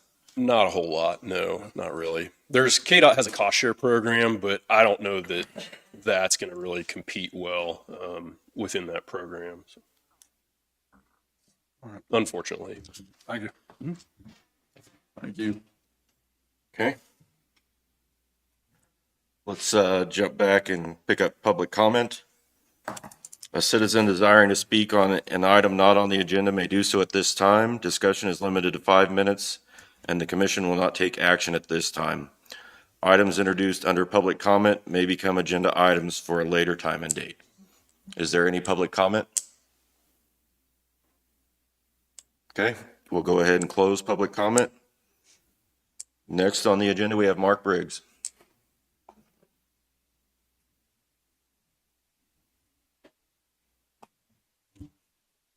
Morning, Commissioners. Mark Briggs.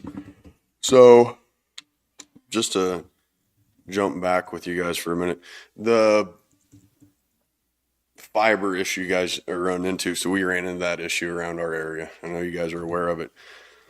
I think one thing you guys didn't think of is this release of liability 15 years from now with different commissioners sitting up here or different road maintenance bosses, if they're going to think of that.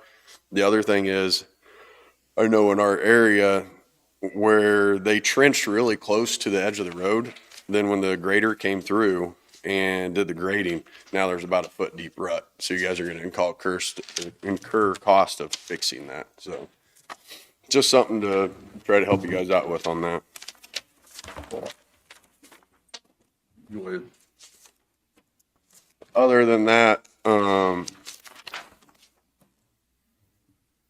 going back to when we originally started all this with the solar stuff, I feel like we've kind of always been seen as a problem child.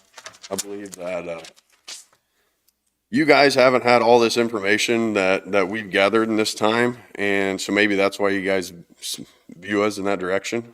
I think there's been a lot of moving parts that have been behind a lot of people's backs, whether it's the commissioners or the citizens. So I'm here today just kind of to give you guys a timeline of what we've been through. So we submitted several core requests, and not all of them have been fulfilled completely. So this is what we put together with what we do have. So starting in 2020 is when the contracts in the county had started to been signed. October 3rd of 2022, Darren sent Clearway an email stating, here is what they passed. October 12th of 22, Darren, Jessica, and Sean had a meeting with Clearway. November of 2022, Jason Hightower was voted into office. January of 23, Jason took office. I find it disturbing to know that Jason could have knew about the solar before he was voted into office. March 23rd of 23, Darren sent an email to Clearway inviting them to speak at a public meeting. June 19th of 23, Darren sent an email to Clearway inviting them to speak at a special meeting of June 27th. July 3rd was the first meeting we attended. Regulations had not been passed. Jason told Allie she was a little late to the party as always. We were told we could speak at the July 5th meeting. Gary and David said nothing could be done until a cup was applied for. Knowing what we know now, we could have filed a protest position within 14 days of the regulations being passed. David nor Gary gave us that information when we asked. July 5th of 23, commissioners passed a prohibition on wind and regulations on solar. No public comment was allowed. July 14th of 23, EDF sent in an application for a MET station. August 2nd of 23, Darren replied to EDF that the accessory permit fits the county regulations. August 31st of 23, Clearway asked Darren for a letter from the Kansas Wildlife and Parks, and they gave Darren a financial gain estimate for the county. September 1st of 23, Darren sent Clearway the letter from Kansas Wildlife and Parks. September 20th of 23, Clearway asked for the commissioners' emails and where they sit during the meetings. September 12th, 2023, a planning and zoning meeting. 2 solar companies were invited to come and speak. Gary Thompson took the members into executive session before we were allowed to speak. After the executive session, only one of our people were allowed to speak. We'd ask how. The form of that meeting was ran multiple times and we were not told they had to be on the agenda. October 2nd of 23, commissioners voted to send the Article 14 back to planning and zoning to be reviewed.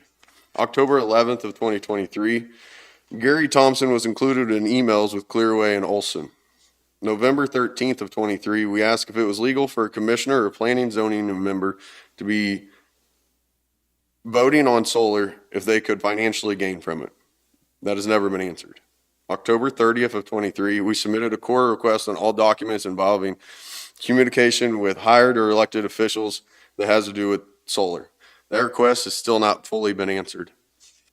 November 14th of 23, the planning and zoning wanted a 1-year moratorium on any solar in Linn County. November 20th of 23, the commissioners voted for a 1-year moratorium on approving cups for any solar projects in Linn County.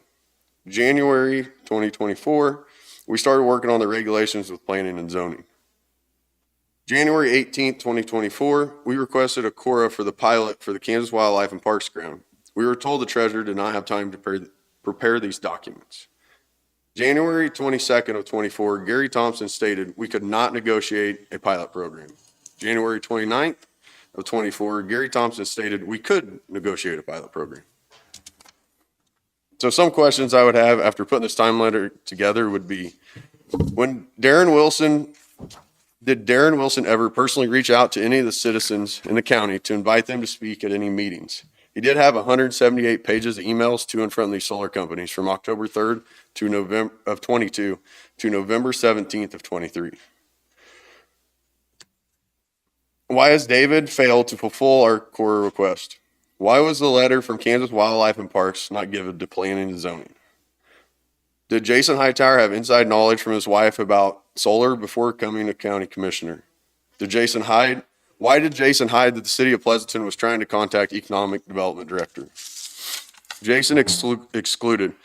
Why would our commissioners allow the conflict of interest between the commissioner and his wife working side by side? This should not be allowed as Jason is inside information and he and his wife can control the way the county is operated.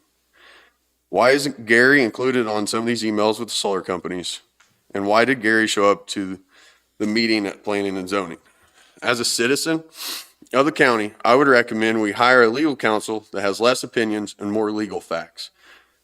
I would like David to be held accountable for fulfilling his job and supplying us with the core requests we have submitted. I would ask that Jason Hightower resign immediately due to the conflict of interest of his wife working in the office that he controls directly. That's all I have for today. Thank you. Thank you, Mark.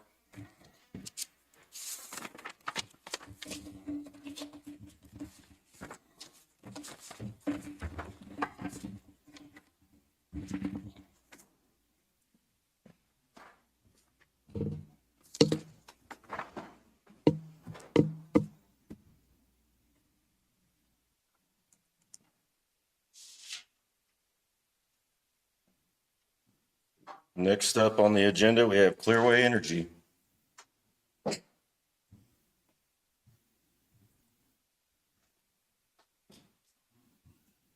Morning.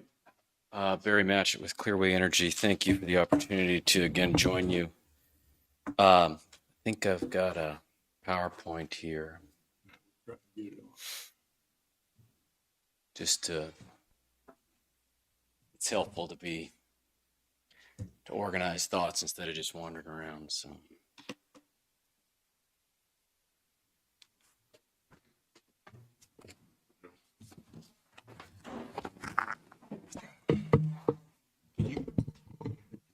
Push this, tell me, read me that number because I can't see it from here.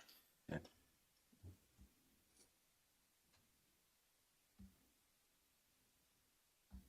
a minute.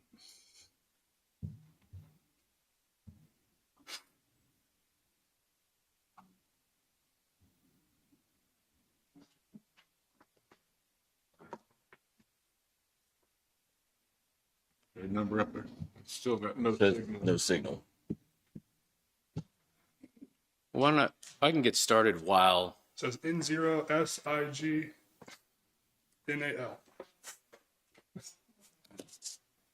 Should be a 4-digit number. Is it on the right channel? Still says no signal.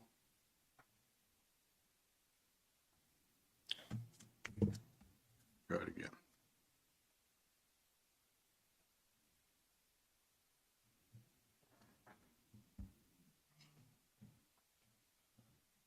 No. I don't know. Okay. I'm not, yeah.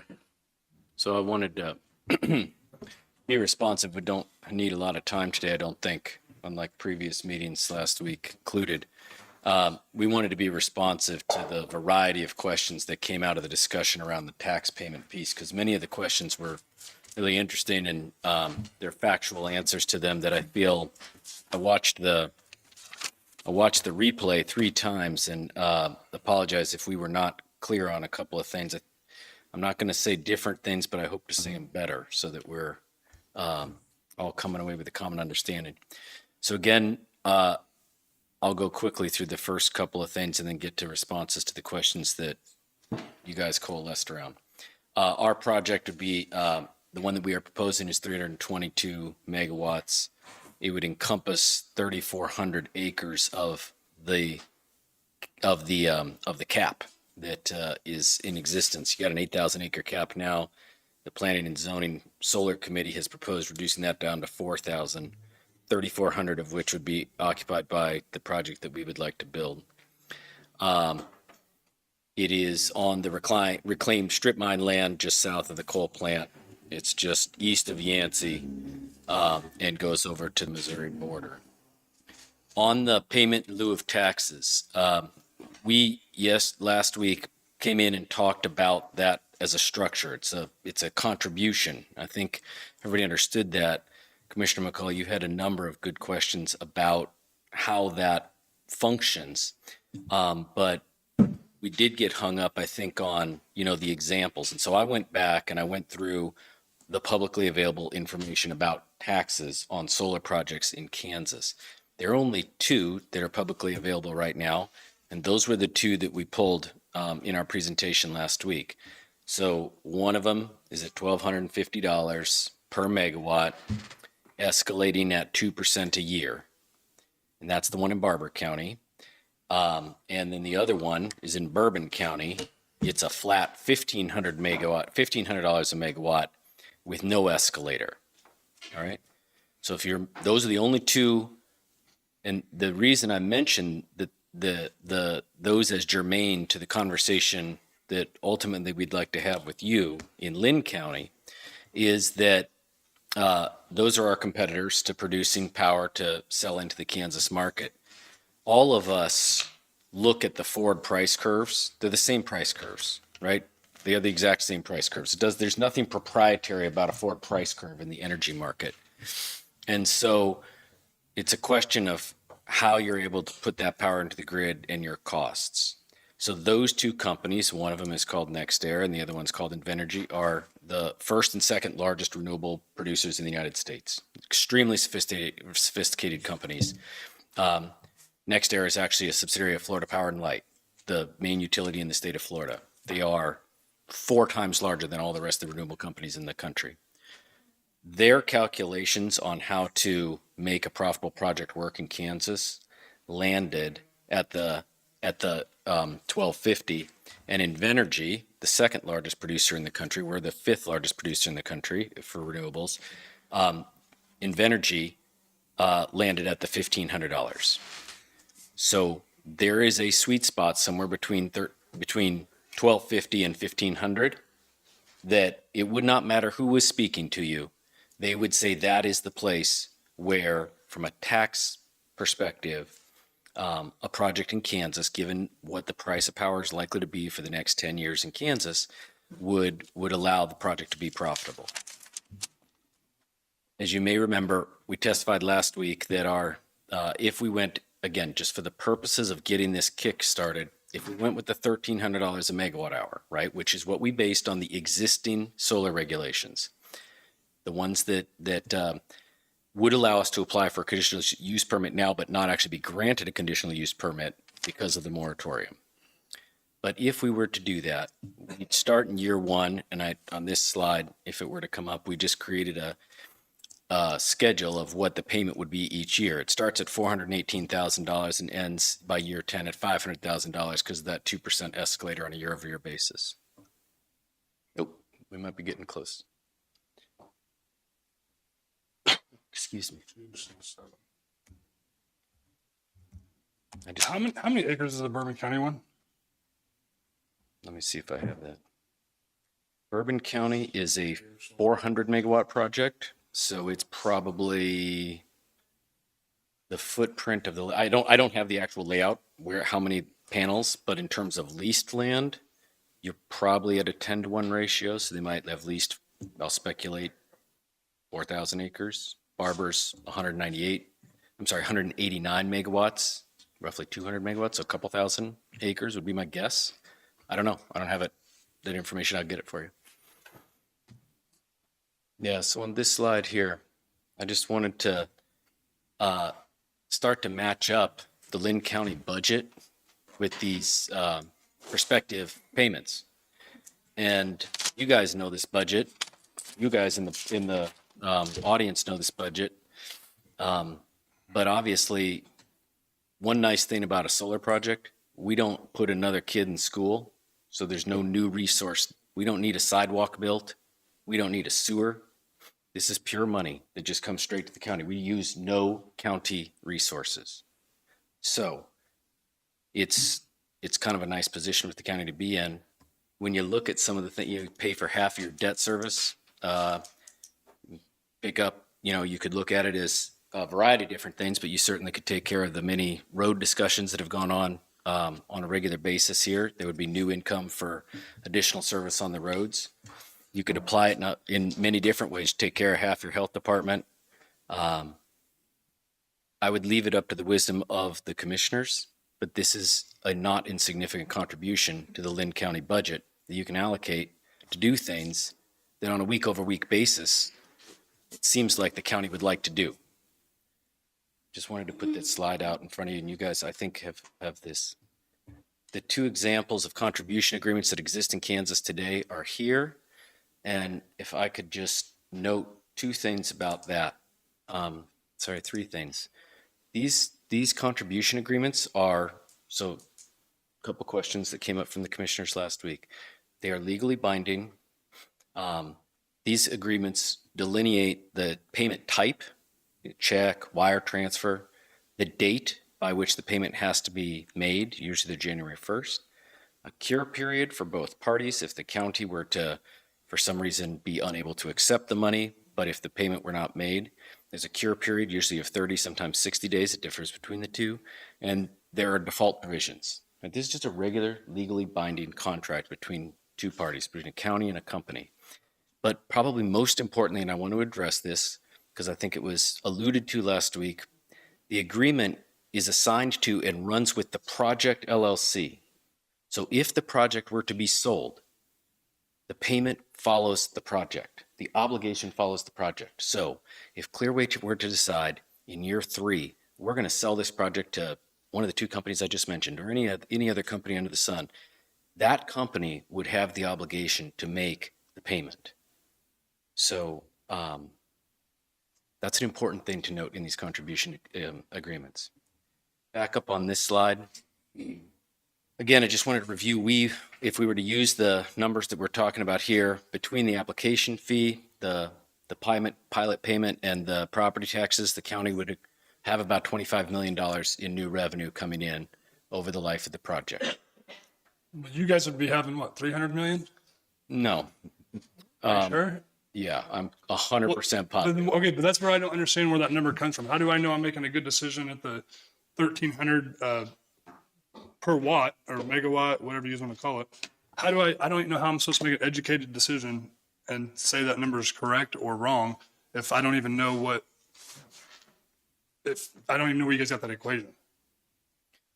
So I think last week we were talking a little bit about that. The project is, you mind if I put it into the terms of if we were farming a piece of land? I mean, you've got a certain amount of acreage. You got a choice on what you're going to farm. You can perhaps get greater yields with different applications, different seed types, but you're beholden to the weather that year. You're beholden to a number of things. So what you do is you try to sell some of your crop, then you try to hedge the rest, right? Probably everybody in this room is more expert at that than I am, but that fundamentally is how that works. But you're constrained by the project size. You're constrained by the size of your field. You're not going to get, you can increase your yield, but you can't increase your acreage on a particular site. So a solar project or a wind project or a coal plant or a gas plant are constrained by the size the day it's built and commissioned and put into the grid. It's just constrained. And so on the revenue side, if we start on the revenue side, as we discussed last week, we have to go out and sell the power. We expect to be able to sell the power to Evergy. That is the natural counterparty for all these renewable projects. Doesn't matter whether it's in Kansas or in Texas or you start with the utility.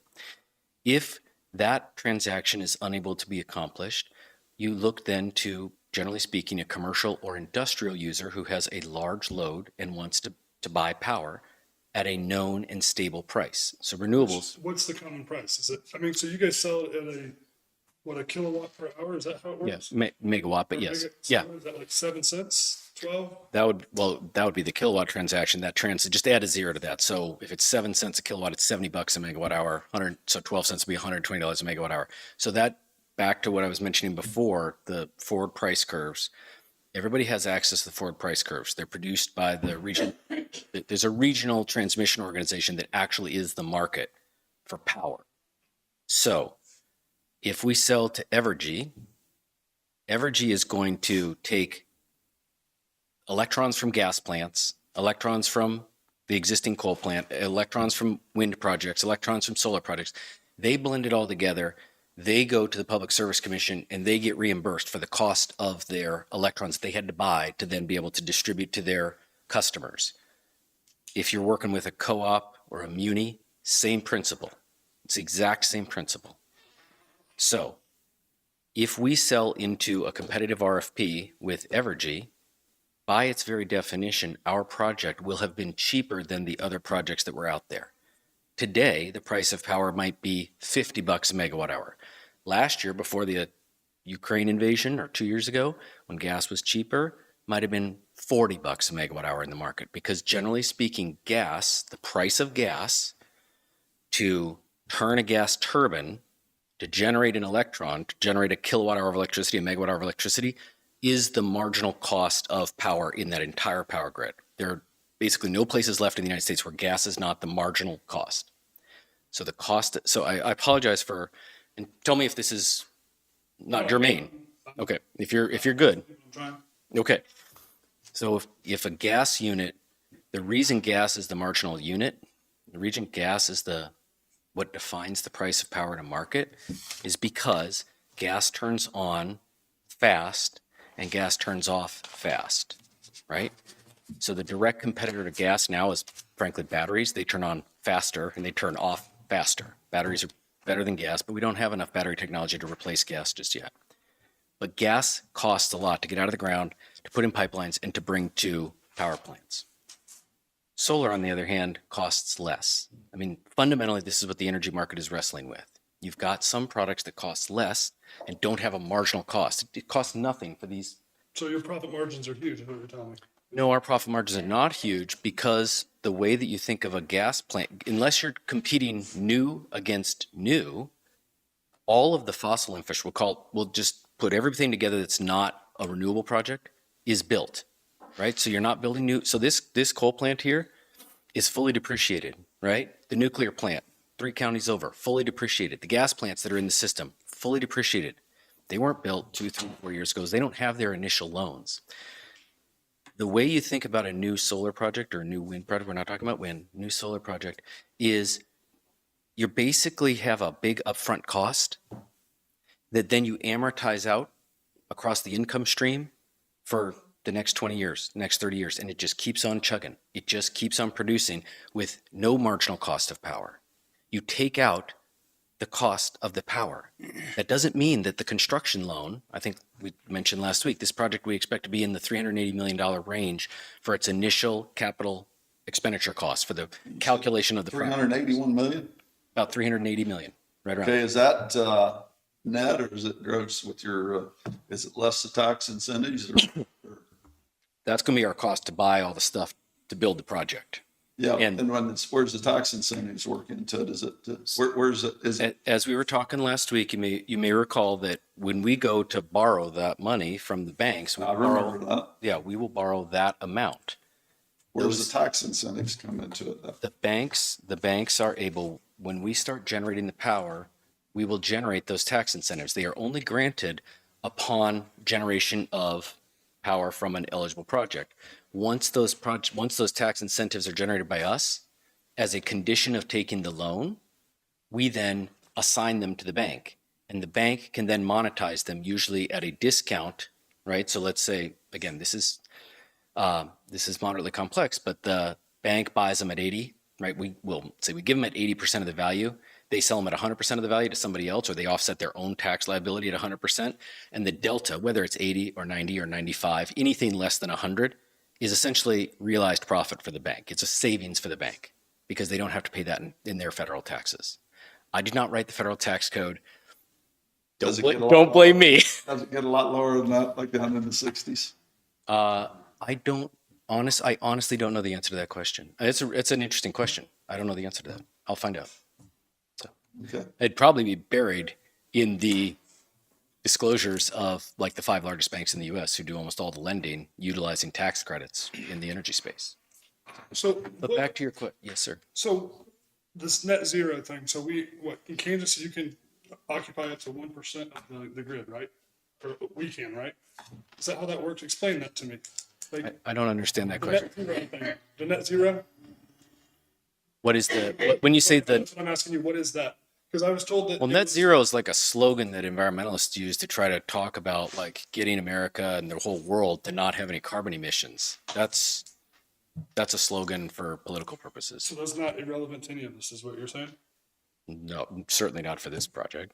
So, I mean, so my response to that is, if folks in the political space want to say net zero, then they haven't spent a whole lot of time in the development space.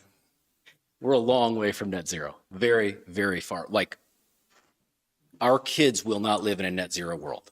I'll just put it that way. so, okay, but can you explain that? I mean, so how does it Sure. work? So you guys So sell the amount of electricity yeah. to the solar, or to the coal power plant, right? Is that how it works? No, we sell it to the utility. The utility also happens to own, in this specific case, Evergy happens to own this coal plant in this county, Right. right? But Evergy owns multiple different power plants in different places in Kansas. So do they only accept a certain amount of power from you guys? They are, under Kansas law, required to buy the cheapest power to be able to satisfy the projected demand of their customers. There's only a certain amount of percentage that they'll take, right? So, Does that? yeah, I guess so let's say they need 100 units of power. Let's say they need, let's say Evergy has a 10,000 megawatt demand, right? Let's say they have 10, I don't know what Evergy's demand is for the state of Kansas. But let's say it's 10,000 megawatts for the state of Kansas. Let's say the nuclear plant produces 3,000 megawatts. Let's say the coal units that are still operating produce 5,000. So between 3,000 and 5,000, you got 8,000 megawatts, right, of supply that they've already got under contract. Legacy contracts they signed 3 years ago that run for 5 years, but it's all been approved by the commission.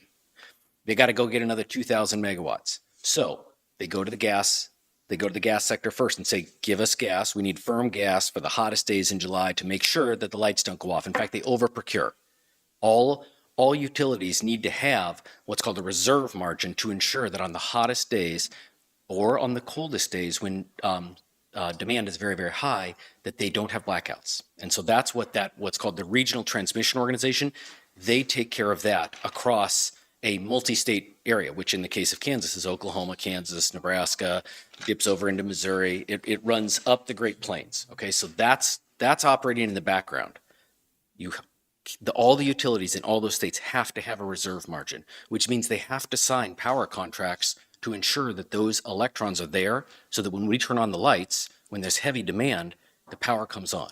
So when they need power from you, they like flip a switch and they say, give us what we need, and then they shut it back off, right? Is that kind of in the case, dumbass terms? No, that not exactly. In the case of a solar project, in the case of, I'm sorry that the energy sector is as Byzantine as it is. I genuinely apologize because it is not easy to explain the energy sector. So humor me for just a moment. In the case of nuclear and solar and wind, they don't turn off per se, right? Nuclear plants run 24/7. There are 8,760 hours in a year. They run 8760 if they can, because turning down a nuclear plant is really rough on the equipment. So but there's no regulations that require them to have some kind of renewable energy is what you told me last week. And I don't. That's correct. That's a state law driven thing. And Kansas does not have a requirement called the renewable energy standard. So yes. But they have one for the pollution that comes out of the top of the stacks. I mean, there's a regulation. Yeah, that's for a that, federal. but That's a federal. no regulation on the. That's just crazy to me. I just don't. Well, that's a federal thing, and so they're not running on any renewables right now, Evergy. No, they are because so the nuclear plant runs all the time, right? When wind blows, it is put directly into the grid because, again, from a cost perspective, it has no marginal cost. It doesn't cost anything for that wind turbine to turn. The wind blows. Same with solar. The sun comes up this morning. There's a solar plant out there. It starts pushing electrons into the grid. What gets backed out are the gas plants, because the gas plants are given a price signal. They're given a signal. Often it's either a call or a signal, a price signal that says, don't turn on because we have enough supply that's being pushed into the grid. The coal plant looks an awful lot like the nuclear plant from the perspective of what's going into the grid on a day over day, and more importantly, hour over hour. In fact, we measure in all the way down to 30-second increments. But they don't just take from you guys; they take from individuals. Everybody. So if we allow you to come in and take over 8,000 acres, what's that going to do to the people that want to put solar on their house 20 years from now? Nothing. I don't understand how it's not going to happen. Nothing's going to happen though. Well, I mean, if I'm giving you, yeah, sorry. If I give you 99 cents, I have 100 cents, okay? And I give you 99 of it, and then we have one left. Yeah. Because you've used up everything. How's that not affecting everybody else in the county? I don't understand that. They're totally different systems. So on your house, you have a meter, right? If you put a solar panel on your roof or out in your yard, a ground mounted system, if you've got a little space, that stays what's called behind the meter. And your meter runs forward when you're drawing power from the grid. And if you're pushing power back into the grid, let's say it's a 60-degree day, you don't have your air conditioning on, and it's a real sunny day, or if you had a small wind turbine, it's pushing power back through the same meter. The meter's running forward when you're drawing power, or backwards when you're pushing power back into the grid. That is a completely separate regulatory regime from anything that we're talking about here with utility scale. It's the difference between, cars and bikes. They're totally different. One is for home owners, and one is for But I just asked you if between you guys and the homeowners, if you guys sent the electricity back, that it was a total, and you said yeah. Well, all the power plants in the state are pushing power into the grid all the time. That's the job of the electric sector. If you're a homeowner, there's a break from a regulatory perspective and also from just a physical perspective, and that's the meter. If you're behind the meter and you're drawing power, which all of us are, this building is drawing power right now. But if there was a solar panel or a group of solar panels on the roof of this building, the meter would run backwards right now because all we've got on are fluorescent lights. It's very low load in this room right now, and we got a ton of solar. So right now, we'd be saving money. You'd be pushing power into the grid, and the grid would be paying you for that power. But that is totally divorced from what's going on over That's at what I'm Coal saying, Plant. you know, so they're paying us for the power, they're paying you for the power. How do they distinguish who they're gonna be pulling the most, you know, power from? And do you understand what I'm saying? Like, do you guys, if we are only allowed to put up so much power into the grid, why would we allow you guys to come in here and not just push for all our civilians to do it instead? I mean, because I don't think there's not a, $600 a month. 10 years from now, it could be $1,600 a month. How do we alleviate that? If we've allowed you to take over, well, they're not in competition with each other. The two coexist in every state. Like, so homeowners that have solar are not in competition with the grid level power. They're not in competition with each other. They're totally different from each other. So if you as a homeowner want to offset your $600 bill month electric bill and you choose to put solar on your roof, it doesn't matter one bit what's going on the industrial power sector. Doesn't matter at all. Literally, so I guess I'm misunderstanding. you can just, the net zero. Misunderstanding if our meters going backwards and putting power back in and not, there's nothing. you get a credit on your bill. Or yeah, net metering. Sorry, yeah, you're right. You're sorry. Yeah, so metering. yeah. But isn't that a total though? Like they take the total from what you guys make and what from our Like a net metering. county make, the net metering, and they only take a certain amount, right?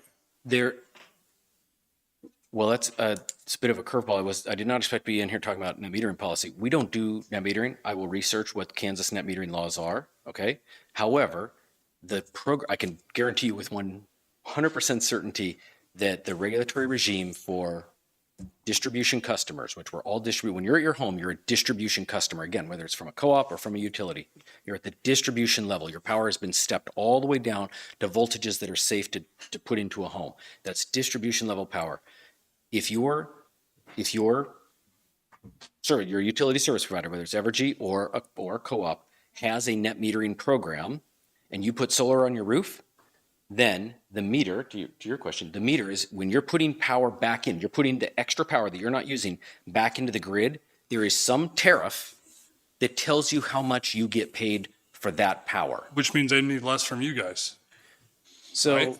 would they need less from us? It would be a massive change in American society if there were enough homes with rooftop solar to be able to offset what the grid needs to provide. So I can tell you contextually, California is by far the most aggressive on rooftop solar, and like 18% of the citizens in California, where their price of power is 50 cents a kilowatt hour, I think in Kansas like 12. They're offsetting their bills out in California with massive state-based subsidies to go along with the federal subsidy. So those are huge differences in Kansas or anywhere that's not California. It is not But are we ever likely that we're going to see enough homes with residential solar on it to be able to offset the need of a robust power grid. We just aren't. But I guess Would be possible. I don't think it's possible, actually. And at my house just in Prescott, I had Heartland Electric. I didn't go off the grid, I stayed on the grid, and everything that I generated went back to Heartland.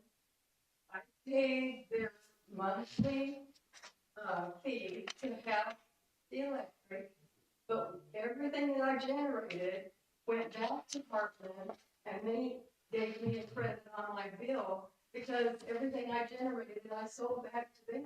Yeah. But if what I generated was above and beyond what I generated, I paid the difference. But that would not have anything to do with utility farm when everything I had on my house just went on my meter. But I guess what I'm saying is if we ask solar to come here, Yes, sir. and you guys fulfill their need for renewable energy, Yeah. then how then why would they allow people with solar on their house to get credits back like that if you're fulfilling their entire need? What, how's it gonna I think I progress in the understand your- long, you know yeah. what I mean? No, I How's it think gonna I progress understand long term, because I'm thinking, Yeah. when you think of or solar, you're like, I can reduce my cost. Yes, sir. Well, the cost of living goes up every day. I mean, United, the last year was what, 8%, 9%, 9.8%, something? I mean, how can we keep that cost down, allow you guys in, but have the best interest of our civilians here too, and allow them the opportunity to keep their price down 10 years from now? Let's set aside the net metering conversation, and I will happily come back next week with details on specifically how Evergy and Heartland's tariffs treat net metering. But I think what you just said is exactly right. Okay, so if you're participating with net metering, you have to sign up, you pay your monthly bill to keep the electric drop going into your house. And then some months you're going to owe them money, and some months they owe you money. And they true up either on a monthly basis or on an annual basis. That's generally how net metering works. And that's in a completely separate pot of money from the pot of money that's necessary to buy power for grid level stability, grid level reliability.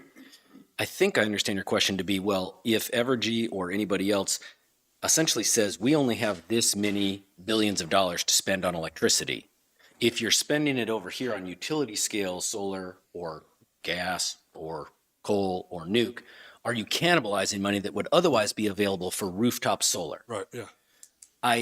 I think that's a good question. And again, one similar to the one you just asked. I don't know the answer standing here today. I will come back with an answer, but I will be very surprised if the Kansas Public Service Commission hasn't looked at this already and that they haven't found that it's not a question of a finite pot. It's a question of allocation within the pot. But if the utility says we need this for reliability, they always expand the pot. Because you have to have reliable power in this society. It's a non-negotiable. It's as much as clean water in our society. You cannot not have reliable electricity. So that's kind of we've kind of gone down a rabbit hole here on net metering, which I appreciate. I'll come back with this more specific answer of how net metering is treated, but they're not in they are not in competition. I guess, with each other. the big question I was asking is is it going to affect our people here in Linn County? No. 15 years from now, or is it going to give them or is power going to be less expensive for them? I think it'll be less expensive at the utility scale because, so to turn our attention back to the project that we're interested in, potentially building here at some point, at the utility scale level, the only way that a utility scale solar project gets built is if it's lowest cost, because it has to win a competitive RFP. Lowest cost relative to what they are otherwise paying today. That's the trend in the electric sector. You have a number of different types of electricity generators, nuclear, coal, and gas, which have high variable costs, right? High variable costs. The new entrants to the market have been wind and solar with low or no variable costs. That's fundamentally the tension. Yes, sir. You made the statement, reliable energy, how it isn't reliable 24/7. That's right. Compare that to reliable as well. That is a fair critique. And, at no point, I hope I've been, transparent in my testimonies to you guys. We're not saying that we replace gas one for one. I think Josh said last week, we're not going to be able to replace the coal plant one for one. That's not our goal. That's not our capability. So that's Evergy's responsibility to say, if a coal plant retires, if a gas plant retires, if the nuclear plant retires, which I think it's scheduled to retire in 2040, it might be 2045, how are you going to make sure that you have enough baseload power? And I think the challenge that all of us are confronting in the energy space is we got a couple decades before that moment. And in that time, we need to have more batteries. We can do more renewables. Maybe we can do geothermal. Maybe it's more rooftop. It's a whole combination of things. Like what worked in the 50s through the 80s of just standalone baseload power is transitioning out. We're in a big moment of transition in the energy space. Okay, but time out. So when Heartland was here, when we had that one meeting, and Heartland was here, and they were talking about the solar panels that they put up in the spot that they built, and they even said there was a metering cap for the amount that they can use a day, and then they have to shut off, and they cannot use any more out of the solar. I think Kansas has a metering cap. That's what I think. It's 1%. I'm pretty sure it's 1%. A metering cap on co-ops. No, they're just like Evergy, but they are part. Yeah. They even buy from Evergy. Yeah. So if there's a cap on what they can buy a day from outside, or get a day from outside sources, why isn't there a cap on what they can get from you? I have no Well, I idea. I have no understand idea what Heartland's regulatory structure is, and all I know is that Once Heartland hits a certain amount that they have, that they can pull off of their solar farm that they put in down here, then they have to shut it off. He stood there and said that. Does anybody else? I think, I've been told it's 1% of the total things is a cap on so commercial isn't solar. Heartland looking to expand their solar project? I mean, they were in here the night of the P and Z meeting when the contentious meeting back in November, and the gentleman was in here talking about expanding. So I hear you. I will absolutely take in any information you have, and I'll happily sit down with you and work through, figure out what that actually is. But I have no idea what the cap might be, whether it be a state-based cap on a particular, I mean, their solar project is quite small. I think it's a 5 megawatt project, But isn't it it? doesn't matter the size, there's still a cap. But what, where I'm getting at with mine, with what Size does matter in the case of renewable size projects. doesn't matter. I guess where I'm at with my question on everything is, okay, if we, with all this regulations with Kansas, all this crap, if we allow you to come in, do I need to have the citizens' best interest in mind of trying to figure out ways to pay for all school lunches so they can put this money in a savings account for 10 years now they can pay for their high electricity that they can no longer try to offset by solar panels. Does that make sense? I'm trying to see the bigger They're picture. not, way they're bigger not, picture. I think I understand what you're saying. I'm, again, happy to confirm and bring it back next week. But standing here today, I can tell you there's not a state in the country where the net metering program is in competition with what's going on with grid level energy. They are totally different. It is apples and oranges. They're just totally different programs. I'm sorry. No, I get it. They're different programs, but do they all coincide? And at the end of the day, or if we allow you guys to come in 10 years from now, 15 years from now, is our electricity price going to continue to go up even though we've sacrificed all this stuff to allow you guys to come into our county?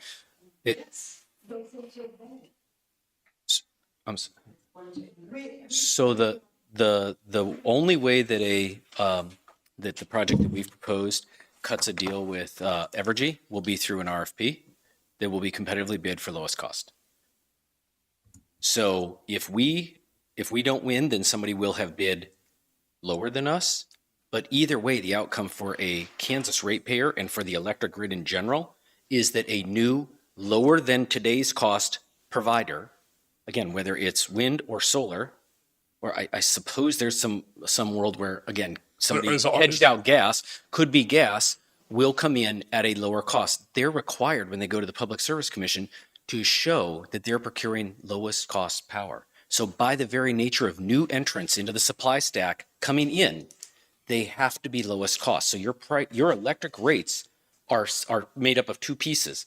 The cost that the utility charges to push that last mile, those electrons the last mile, that's the heavily regulated part. And then there's the generation side. That last part is a monopoly, and that generation side is a whole bunch of us out here competing to get the lowest cost possible so that we can actually provide power to the grid. But that side, the price has been going down and down and down and down.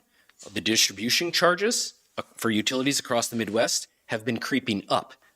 So your point about a $600 a month electric bill is extremely well taken.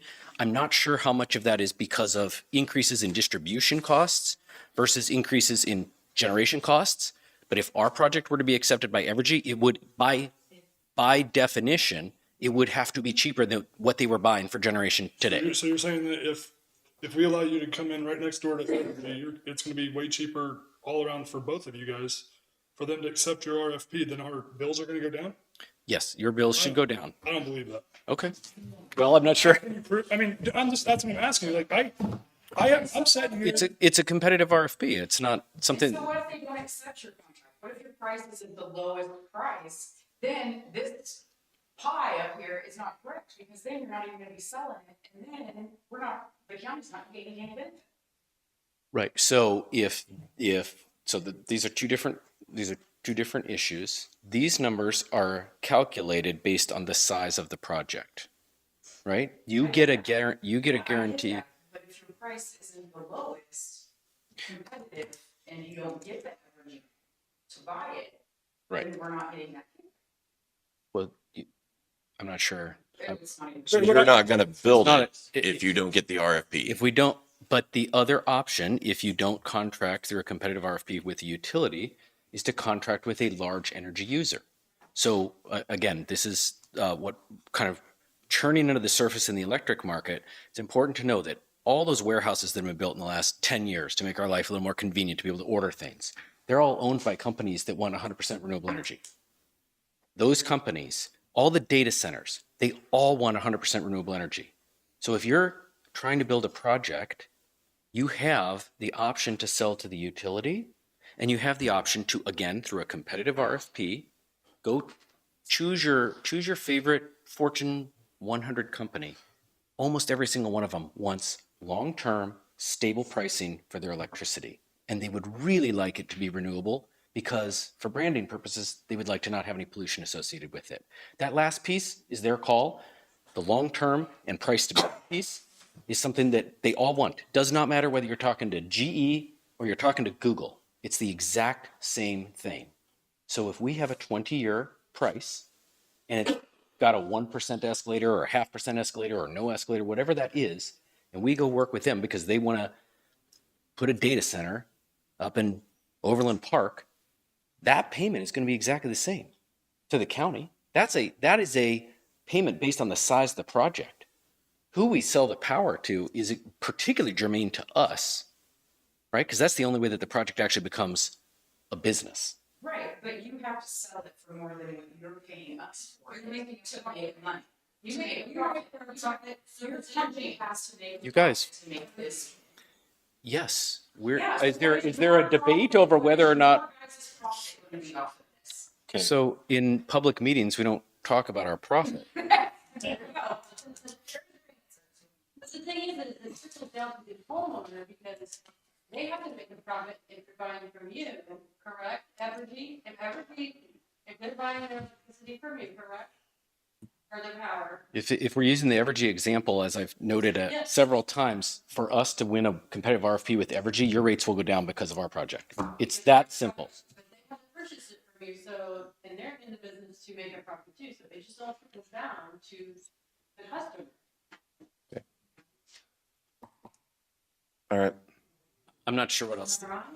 So, to a municipality or a generator, or did you sell to Southwest Power Pool and bought from them? No, you can do all three. We've done all three. Generally speaking, the cleanest contract is with one counterparty rather than taking 10 municipalities and piecing them all together because each has different terms. And selling it directly to the RTO, to the Southwest Power Pool, would imply that the project was entirely merchant, which means we would not have a long-term contract with them. We would say, when we turn on, we're going to take the price of power at that moment, right? And if it's particularly cloudy for a month, we're going to have no revenue. So You're not contractually obligated to sell to the Southwest Power Pool first if you're a member of that Southwest Power.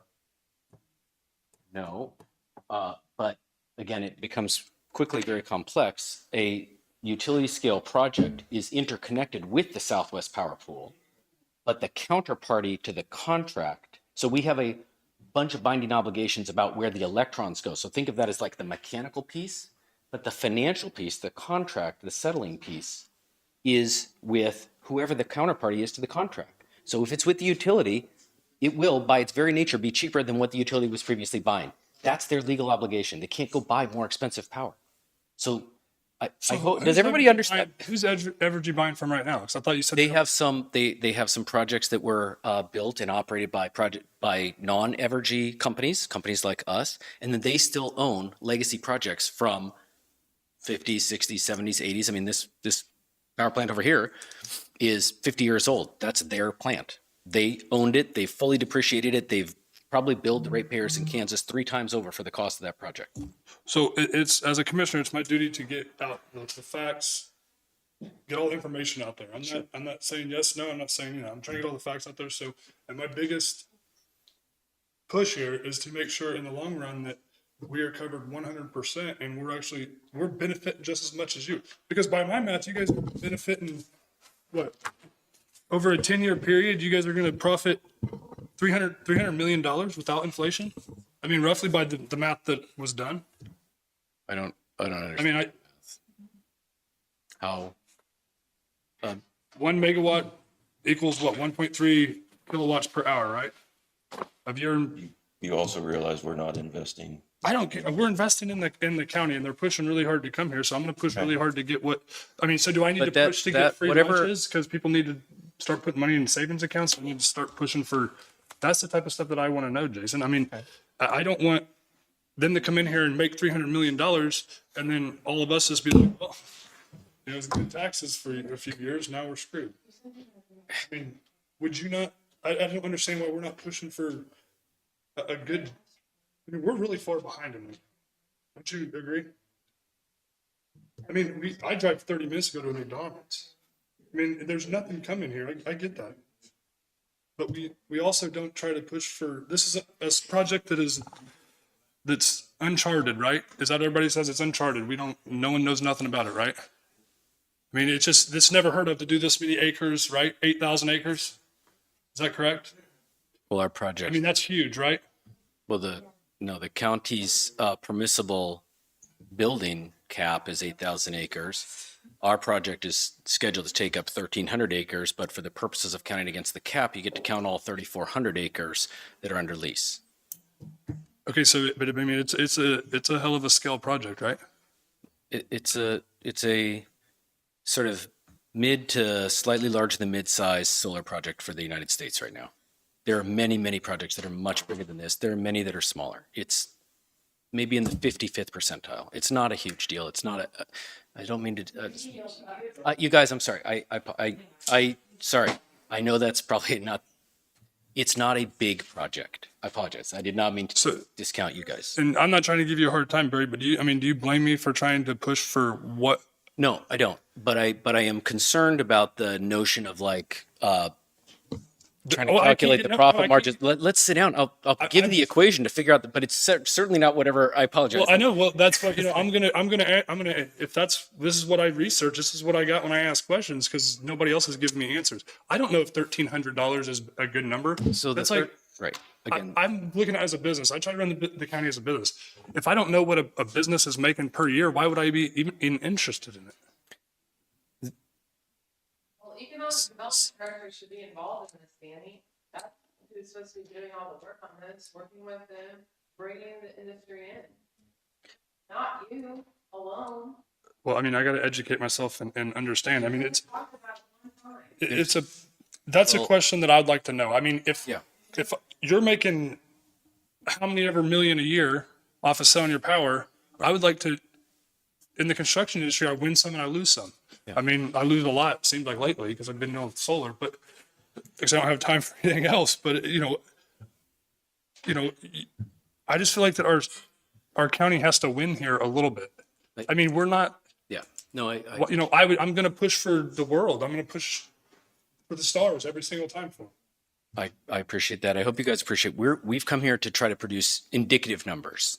We are not walking in the door. We don't have the ability. It would be rude to come into the county and say, this is our number, take it or leave it. That has not been our approach. If we've come across that way at all, that's why apologies. I'm asking you, but we're $1,300. Nobody's ever answered me, so I don't know. Well, I think I've tried to say there are two counties that have publicly available numbers for their contribution agreements, and this is right in the middle. But who did they stake that off of? Because I mean, there's no record out there to say what we're doing, and you guys are offering it to us, right? I understand. Maybe I would encourage you guys to call the county commissioners in those counties. They were involved in a negotiation with those two entities. Again, as I noted, the two largest renewable developers in the country, NextEra and Invenergy, negotiated those deals with those counties.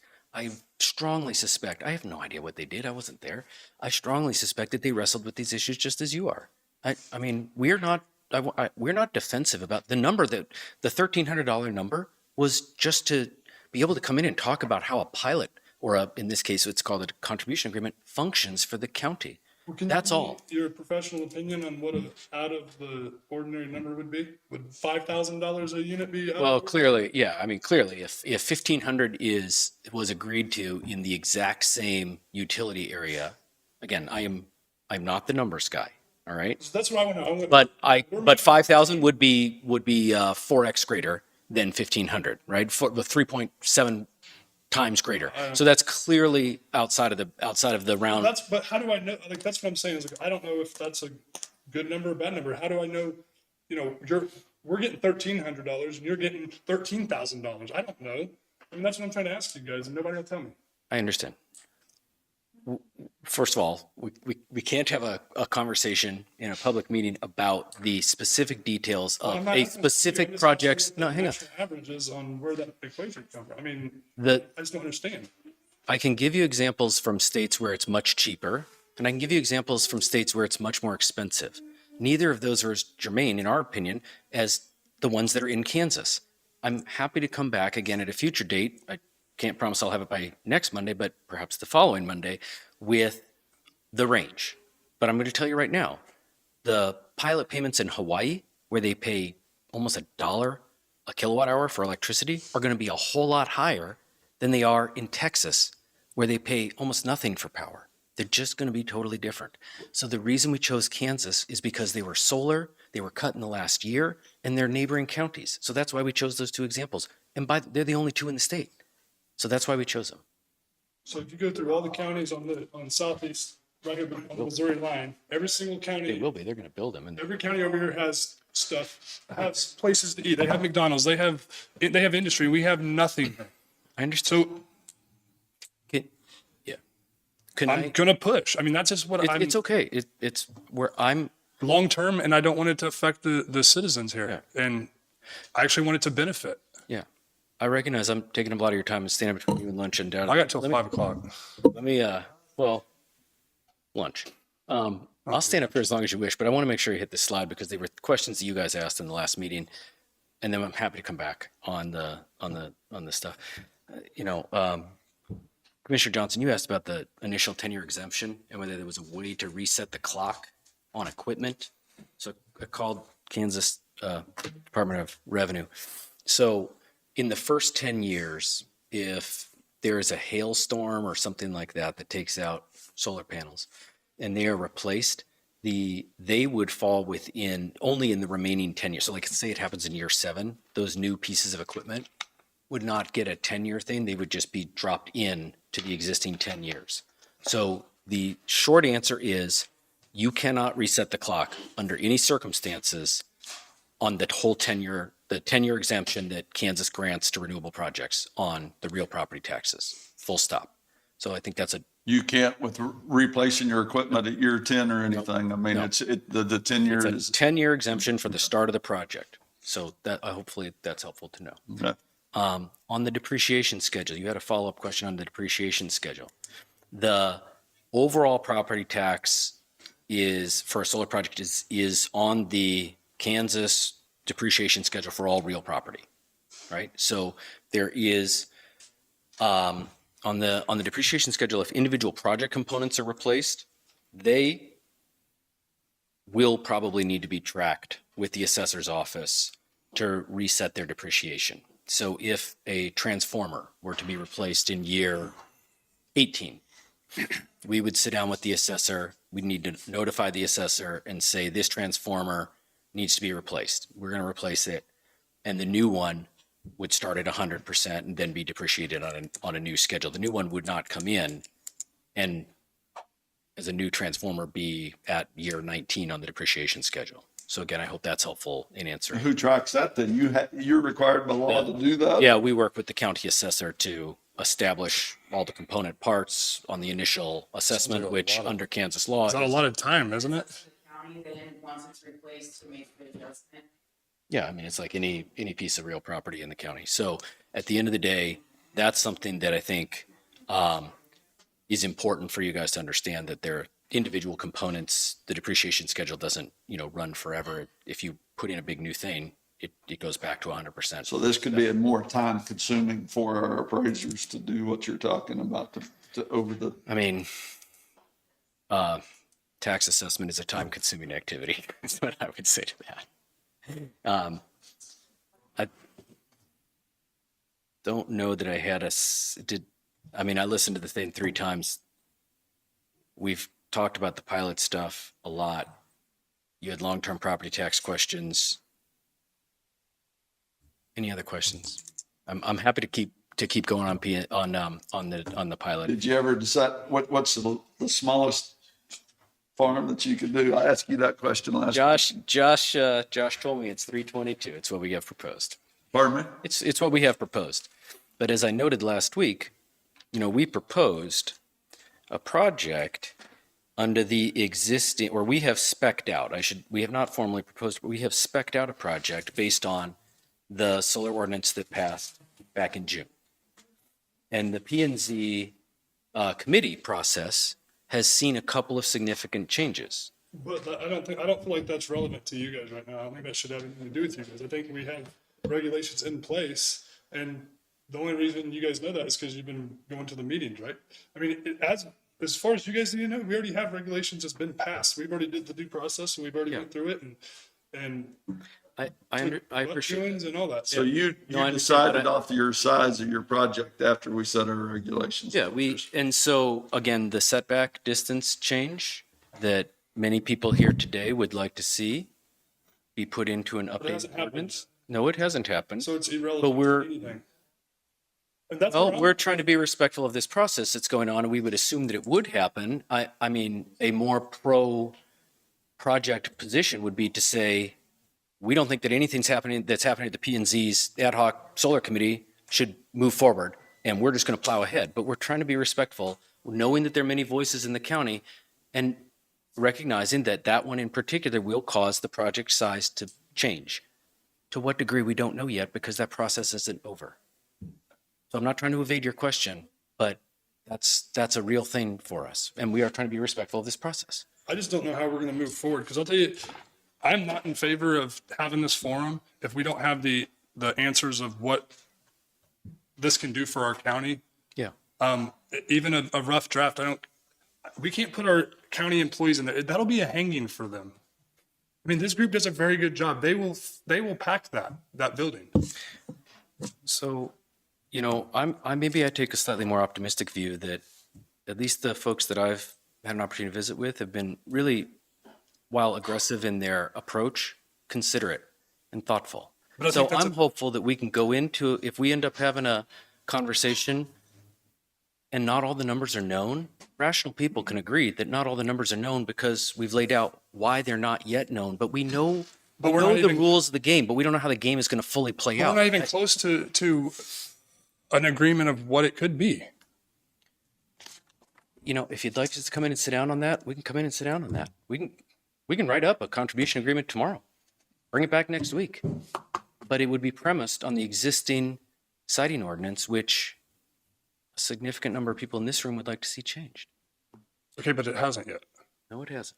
And we're trying to have a public forum and trying to get all these people in here, and maybe we get free lunches at schools, maybe we get free books and tuitions. You know how many people's minds that could possibly change that wouldn't even end up showing up there? I understand. That's where I'm coming from, and I don't think it's okay for us to put our county employees in there to do that and without unanswered questions. You know how hard it is to find employees here? Yes. Yeah, I've become keenly aware after watching a lot of these meetings. Employee retention is an issue. We're different here.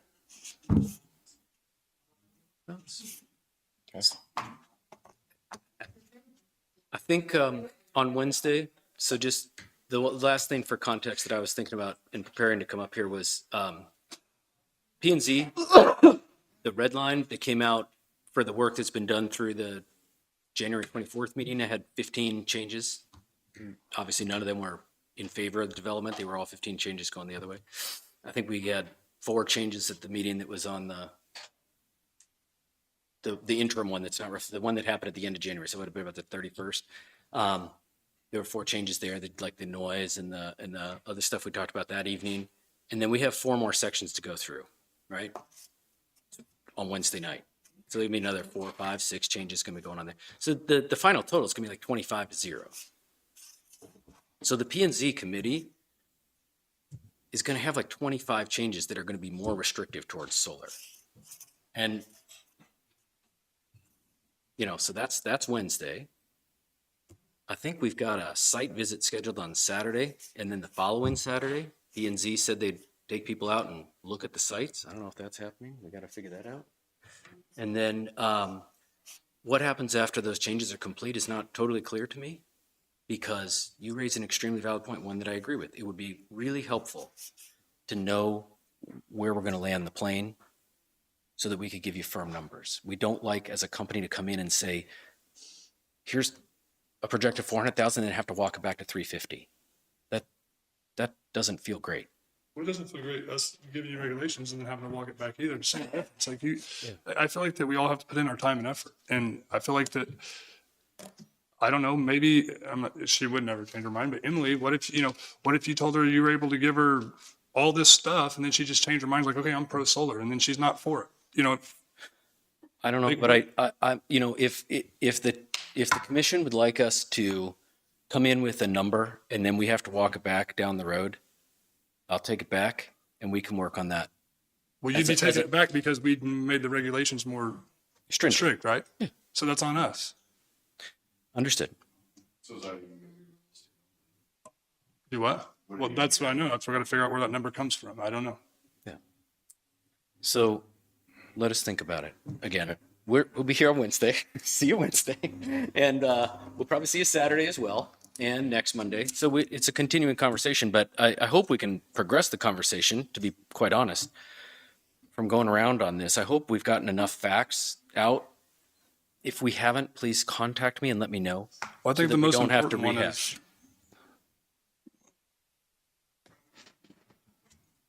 I do you don't not agree? Do you not agree? Are you upset? I mean, do you I'm not agree? upset. Do you not think we should have the? Do we ask anybody else what they're making? Is that the question you're asking? Do we? There's a lot of stuff we don't do in Linn County. That's why we're in the position we are. Okay. So it's not your job to try to make it better? It is my job to try to make it better, Okay. but I'm not sure how you're making it better. And Fine. taking this. Hey, I mean, yeah, really asking the question. That's what I'm trying to do, and making sure that long term, this is going to benefit us. I mean, I'm going to pick on the wildlife because I don't know all the info on it. It could be the best in the world, but right now, all I know is they have 7,500 acres and spend $17,000 in a pilot, right? Allie, is that correct? Kind of 7,500 acres for the wildlife, and they spend 17,000, and that's what we get back from them. You get times that, actually, she was giving me the paperwork, you get that times two. So one of them is called a pilot program through the federal Department of the Interior.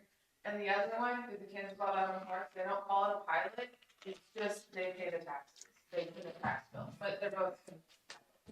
But You so, get that like over 35,000. Just in the water. That you didn't know. so that's what I'm trying to bring to light. It's more than about solar to me. It's about we're so far behind here that it's not even funny. Okay. And I'm trying to put the next commission in a good spot, because whenever I got here, I don't feel like, I mean, we've dealt with a lot, a pandemic, built a gel in a pandemic, solar. I'm burnt out. I mean, I want to make sure that, wind. I want to make sure that these people are getting what they deserve. Thank you, for real. I mean, and me too. I'm poor. I'm poor.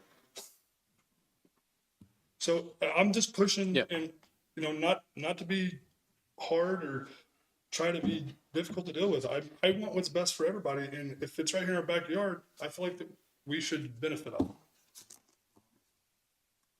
And in all fairness, on your July 5th meeting where you approved the regulations, there was 5 or 6 things that you changed in benefit for them. Well, And we addressed this concerns the day before. well, and I think I was the only one that day that asked for one question too. Pretty positive. So Thank you. I want to be sure we're getting everything we can, because right now we've never really focused on that, and we're so far behind that it's can't even buy dinner after 5 o'clock here. So I'm just trying to figure it out. all right. Thank you. What else do we have?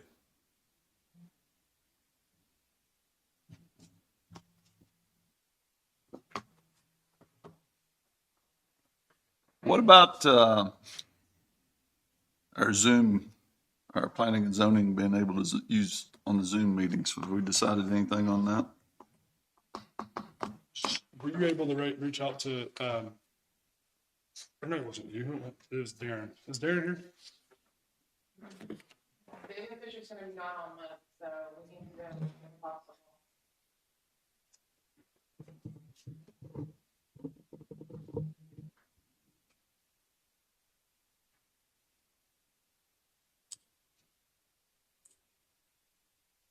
We have a whole lot of, old business. Darren, did you get that question? I forgot what it was. What was it, Jim? What did As you far as our members on planning and zoning being able to go. Oh, yeah. With Zoom, where we at on that? So whenever I'd got Daniel Ernest on that committee, I had told him that was his concern, was he was always working. And I said, well, we had just got computers. And I said, well, we have computers. You can do it by Zoom. I mean, you know, and I assume since you can do a divorce by Zoom, you can do planning and zoning, but we came to a determination that do you want to state what we talked about? And you talked to Daniel too, right? And he's aware of it. Yeah, So that's why I held it up. So I wanted Daniel to know what we were doing because I told him that we could do it by Zoom, and that's why he's joined. But yeah, Gary prepared a couple of amendments to the planning and zoning bylaws. I think at one time I'd sent you guys copies of this. I can make you guys copies, but I'm just waiting on a decision. What do you guys think? I mean, yeah, I just wanted to give Daniel the benefit of the doubt and tell him that that's the way we were going to move, right? Is that what we were kind of thinking? So what are we thinking? We're thinking that they can be on the meeting by Zoom, but they're not a voting member because they're not actually. Well, one of the options is to be present by Zoom, but if there's a quorum that's sitting in the room, that they can't vote. Why can we not let them vote, I guess? I mean, what's the reasoning? Well, if we had a quorum, we wouldn't need their participation. So isn't part of their job to be working with the public, to be hearing the public's We do the same thing with the commission. I mean, as far as if our commission isn't there, we let them vote. So what's the difference, I guess? I mean, the commission isn't there at times and they get to vote, so why would we not let the planning and zoning vote? I mean, it's come to the day and age now. I mean, we do courts on Zoom. There's a lot of situations that we have it on Zoom. I don't see it as a problem myself. I mean, that's where I was at the beginning too. So, I thought you guys were on a different. No, I mean, I'm okay with that, but I don't know how you're concerned about getting people in here in public or, you know, in the building during a meeting, right? You're concerned if we allow voting over the computer or over Zoom that people are going to stop showing up. Well, that's been brought up by some of the people on the planning commission, yes. We can always change our mind if we don't like what happens, and then we can throw it out there and let's try it for 6 months or a year, and let's see what the year does. And then at the end of the year, if we don't like it, we can change it again. I mean, it's something that if it does cause us trouble, I guess we can always change. I'm okay with it. Yeah, I mean, like I said, you can do a complete divorce over Zoom. I don't know why we couldn't vote like that. So, I mean, I don't have a problem. Let's try it for a year. I'm good with that. Yeah. Okay. And where they can vote and they can attend the meetings, and at the end of the year, if we, we'll get feedback. We'll be able to get feedback on what's going on, the way the commission likes it, or planning and zoning commission, or if the public likes it. I mean, in a year, we'll know. Yeah. So are you gonna make a motion? Yeah, I'll make a motion. We allow the planning and zoning board to attend meetings by Zoom and are eligible to vote. I'll second. Okay, it's been moved and seconded to allow planning and zoning members to attend via Zoom and be allowed to vote, to be revisited in a year, or just are we gonna put that in there, or are we going to just know that we have that? Problem, we just read. If there's a problem, I mean, we can go Okay. back and look at it again. If there's somebody, Fine. if you guys hear something, something going on, well, Okay. we're here to talk about it. So Is there any discussion? I don't have any. Okay. All those in favor say aye. Aye. All opposed? Motion carries. David, do I have to have a resolution written up for that? To go into the bylaws? I'm not sure how it would relate to your bylaws, so we probably should check with the counselor and see. Okay, Okay. thank you.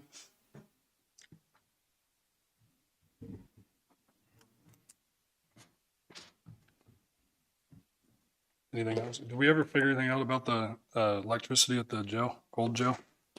I don't know, did, Chris never got back with me or anything. I don't know. He was gonna look at, he was waiting on an answer from Energy or something. I thought he brought some information on that. He didn't bring it in. He said that he was He had waiting to hear talked- back from Okay, him. well, I haven't got anything else since then. Okay. So are you guys still, where are we at on that building?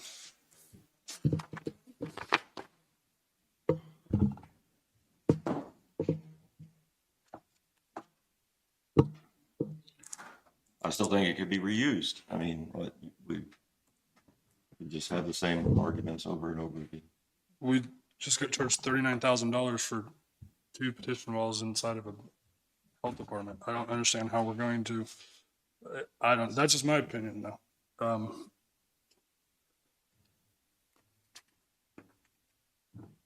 We couldn't help, we couldn't find contractors to help with the elderly building, and we could barely get any contractors over here at the old judicial building either. So I don't know where we're gonna find people to come in and do this.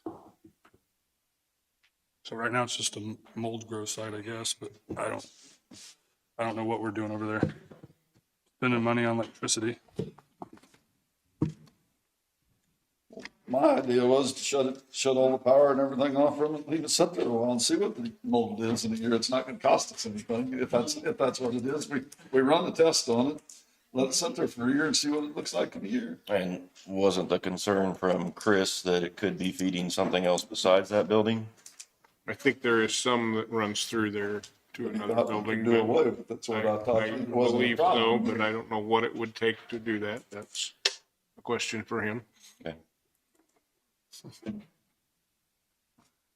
I'm not in favor of keeping it, but I'm one of 3. Before you guys get away from the table, I still need the ads and abates and the claims. Oh yeah, it's down here. Okay. Sorry, I've been talking.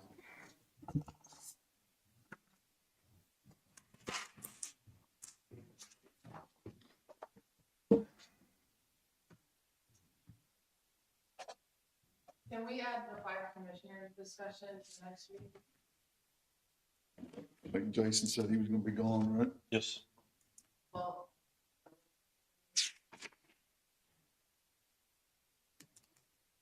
Table, but it's not on I don't think it was tabled. I think we were discussing future goals and things that way. well, then it's on there, plans for future years Okay. on page 2.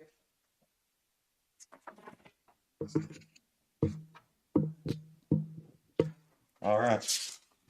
What did we do on that holiday policy, David? What do we need to do? Did the sheriff went ahead and changed his, didn't he? Yeah, he got it switched over. I need to write a policy to go in the new version of the handbook that covers it, but I think that one's probably, other than everybody needs to write the policy, it doesn't need to be there for anything. Okay. He's the one that affected the most, I mean, as far as what was Yeah, happening. very little effect on anyone else. And he's always, so they've brought up to me a few times about their retirement. I can't remember, what's it called, David? Do you know? KP&F. Yeah, so is that something, so they're really adamant about that, and it's a much better benefit for law enforcement officers than capers. They're vested sooner, they get a better return on it. The cost to the employee, I believe, is the same, or that I'd have to check and make sure. The cost to the county is somewhere around 2.5 to 3 times as much. And that's where it has gotten bogged down before, and we've never done anything because the county would have to spend a lot more money to be in that program. And they just would be law enforcement would be in it, no one. Right. But, I Right mean, now, the county share is 9 point something % of salary goes into capers. And with KPNF, it's like 22.5% or something. Do you So, have a dollar figure what that would take us? I mean, I can look at one of their payrolls and see where they come out and get a rough estimate. but look what they're doing over there, though. I mean, I don't think that's out of the ordinary for us to. They're flipping some pretty good dollars. I think that I mean, and he's having a rough time finding employees. I mean, I think he's getting their full staff now, but I mean, he does lose them to other places. I think it'd just be a fighting benefit for him. I don't know why we wouldn't consider it with all the money he's turning back to the general fund with what they're doing over there. I think it's fair to talk about it at least and give them the benefit of the doubt and maybe the opportunity. What do you guys think? Fine looking at it. Jim?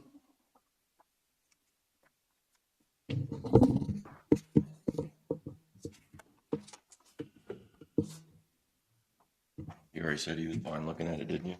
I'm looking at it, I'm not saying favor, I'll just, look at what the the cost figure is.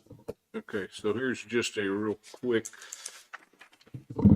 payroll. This last time, looks like the gross payroll over there was 98,770. And that's everyone working there, which you're gonna have some part-times and stuff that aren't gonna qualify. And I mean, there's more detail to look into than just that number. But at that rate, if that, so it's probably costing us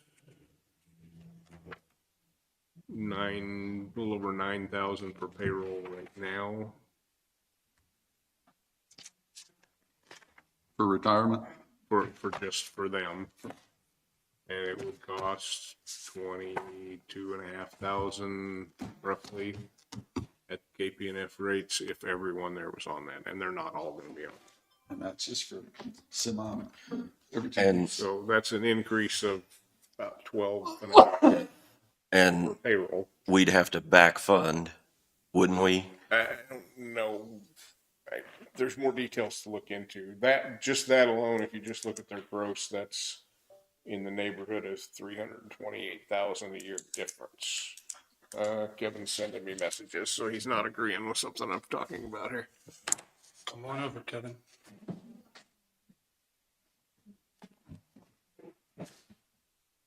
Well, I'm not, it says not true. I don't know what he's looking for. Okay, here we go. KPNF is only for law enforcement officers, not for any others. So that's gonna bring that down quite a bit because you're gonna have to take out all the other employees that wouldn't be included. Okay. And that's where I'm at. It takes more than just a quick look to. So just the officers that are on the road? Is that what he's saying? Law enforcement officer, however that's defined, I would guess someone with power of arrest, but again, you're getting into sheriff's terms that. You're talking bylaws and different things there that might not be. He's gonna know a lot more about that than I am without doing a study. There he is, he's running over here, I see him.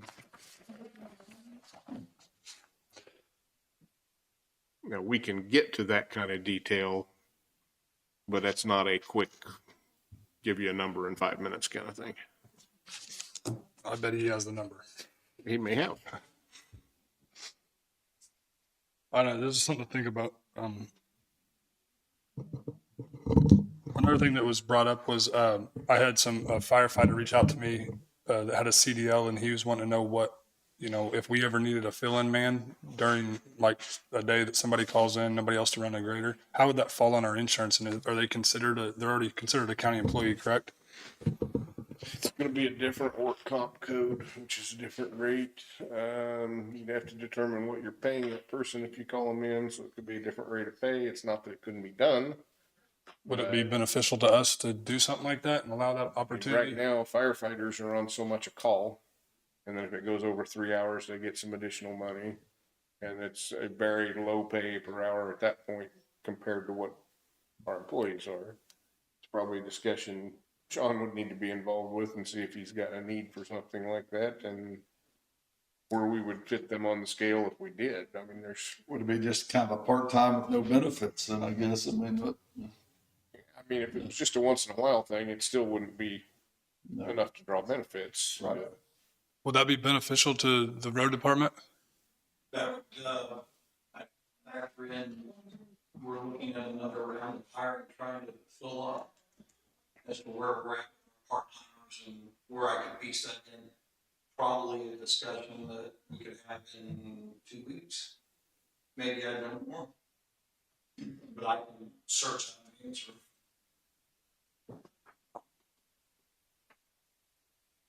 Yeah, I'd like for you to do that. Would you guys be okay with that?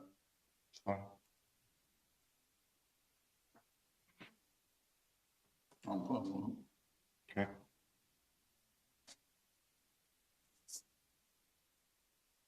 So we talked about the airport. What else?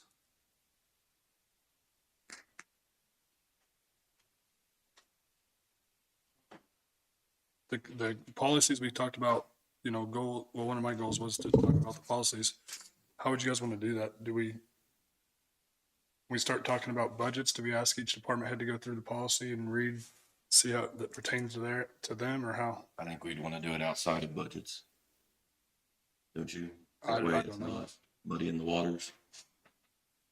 I'd like for, the department heads' inputs on it for sure. Which, And I agree with that. do we do that at a workshop, or what do you think? I think we bring them in and go over the policies that affect their department, right? But I think we need to do it outside of budget. That way we're not. I mean, yeah, I'm just throwing out ideas on where to go with it. Jim, you good with that? I'm good with it. So should we make it known, and I don't know, however long we ask each department head to look over whatever part of the policy pertains to them, How many and pages of policies do we have? Do you have any idea? Oh, I don't know off the top of my head, but I mean, what policies are you talking? Our handbook policies? Yeah. Or- yeah, handbook policies, just kind of how we do things. I mean, Do you not think that's a good idea? I'm not sure mean- what you're asking for, because are you gonna ask every department head to review that handbook and make suggestions to change it? I don't know. That's what I'm There's trying to a lot of figure out. stuff in there that's. There's a lot of stuff that we do. requirements, I mean, that we have to have.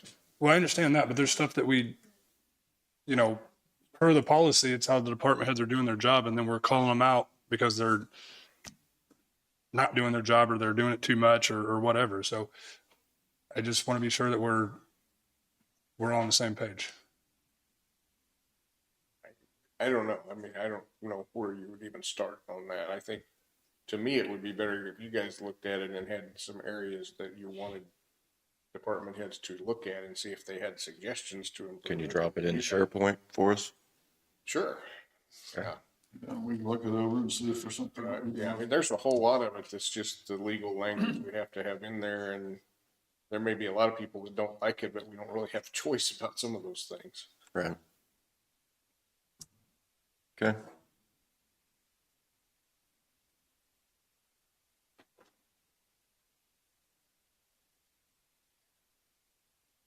What else?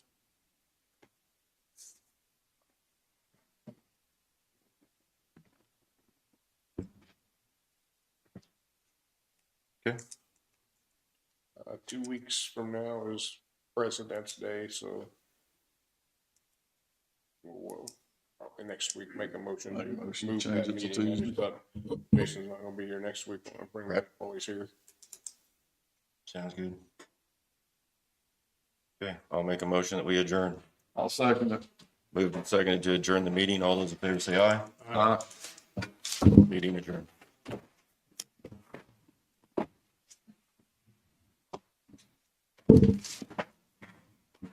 Well,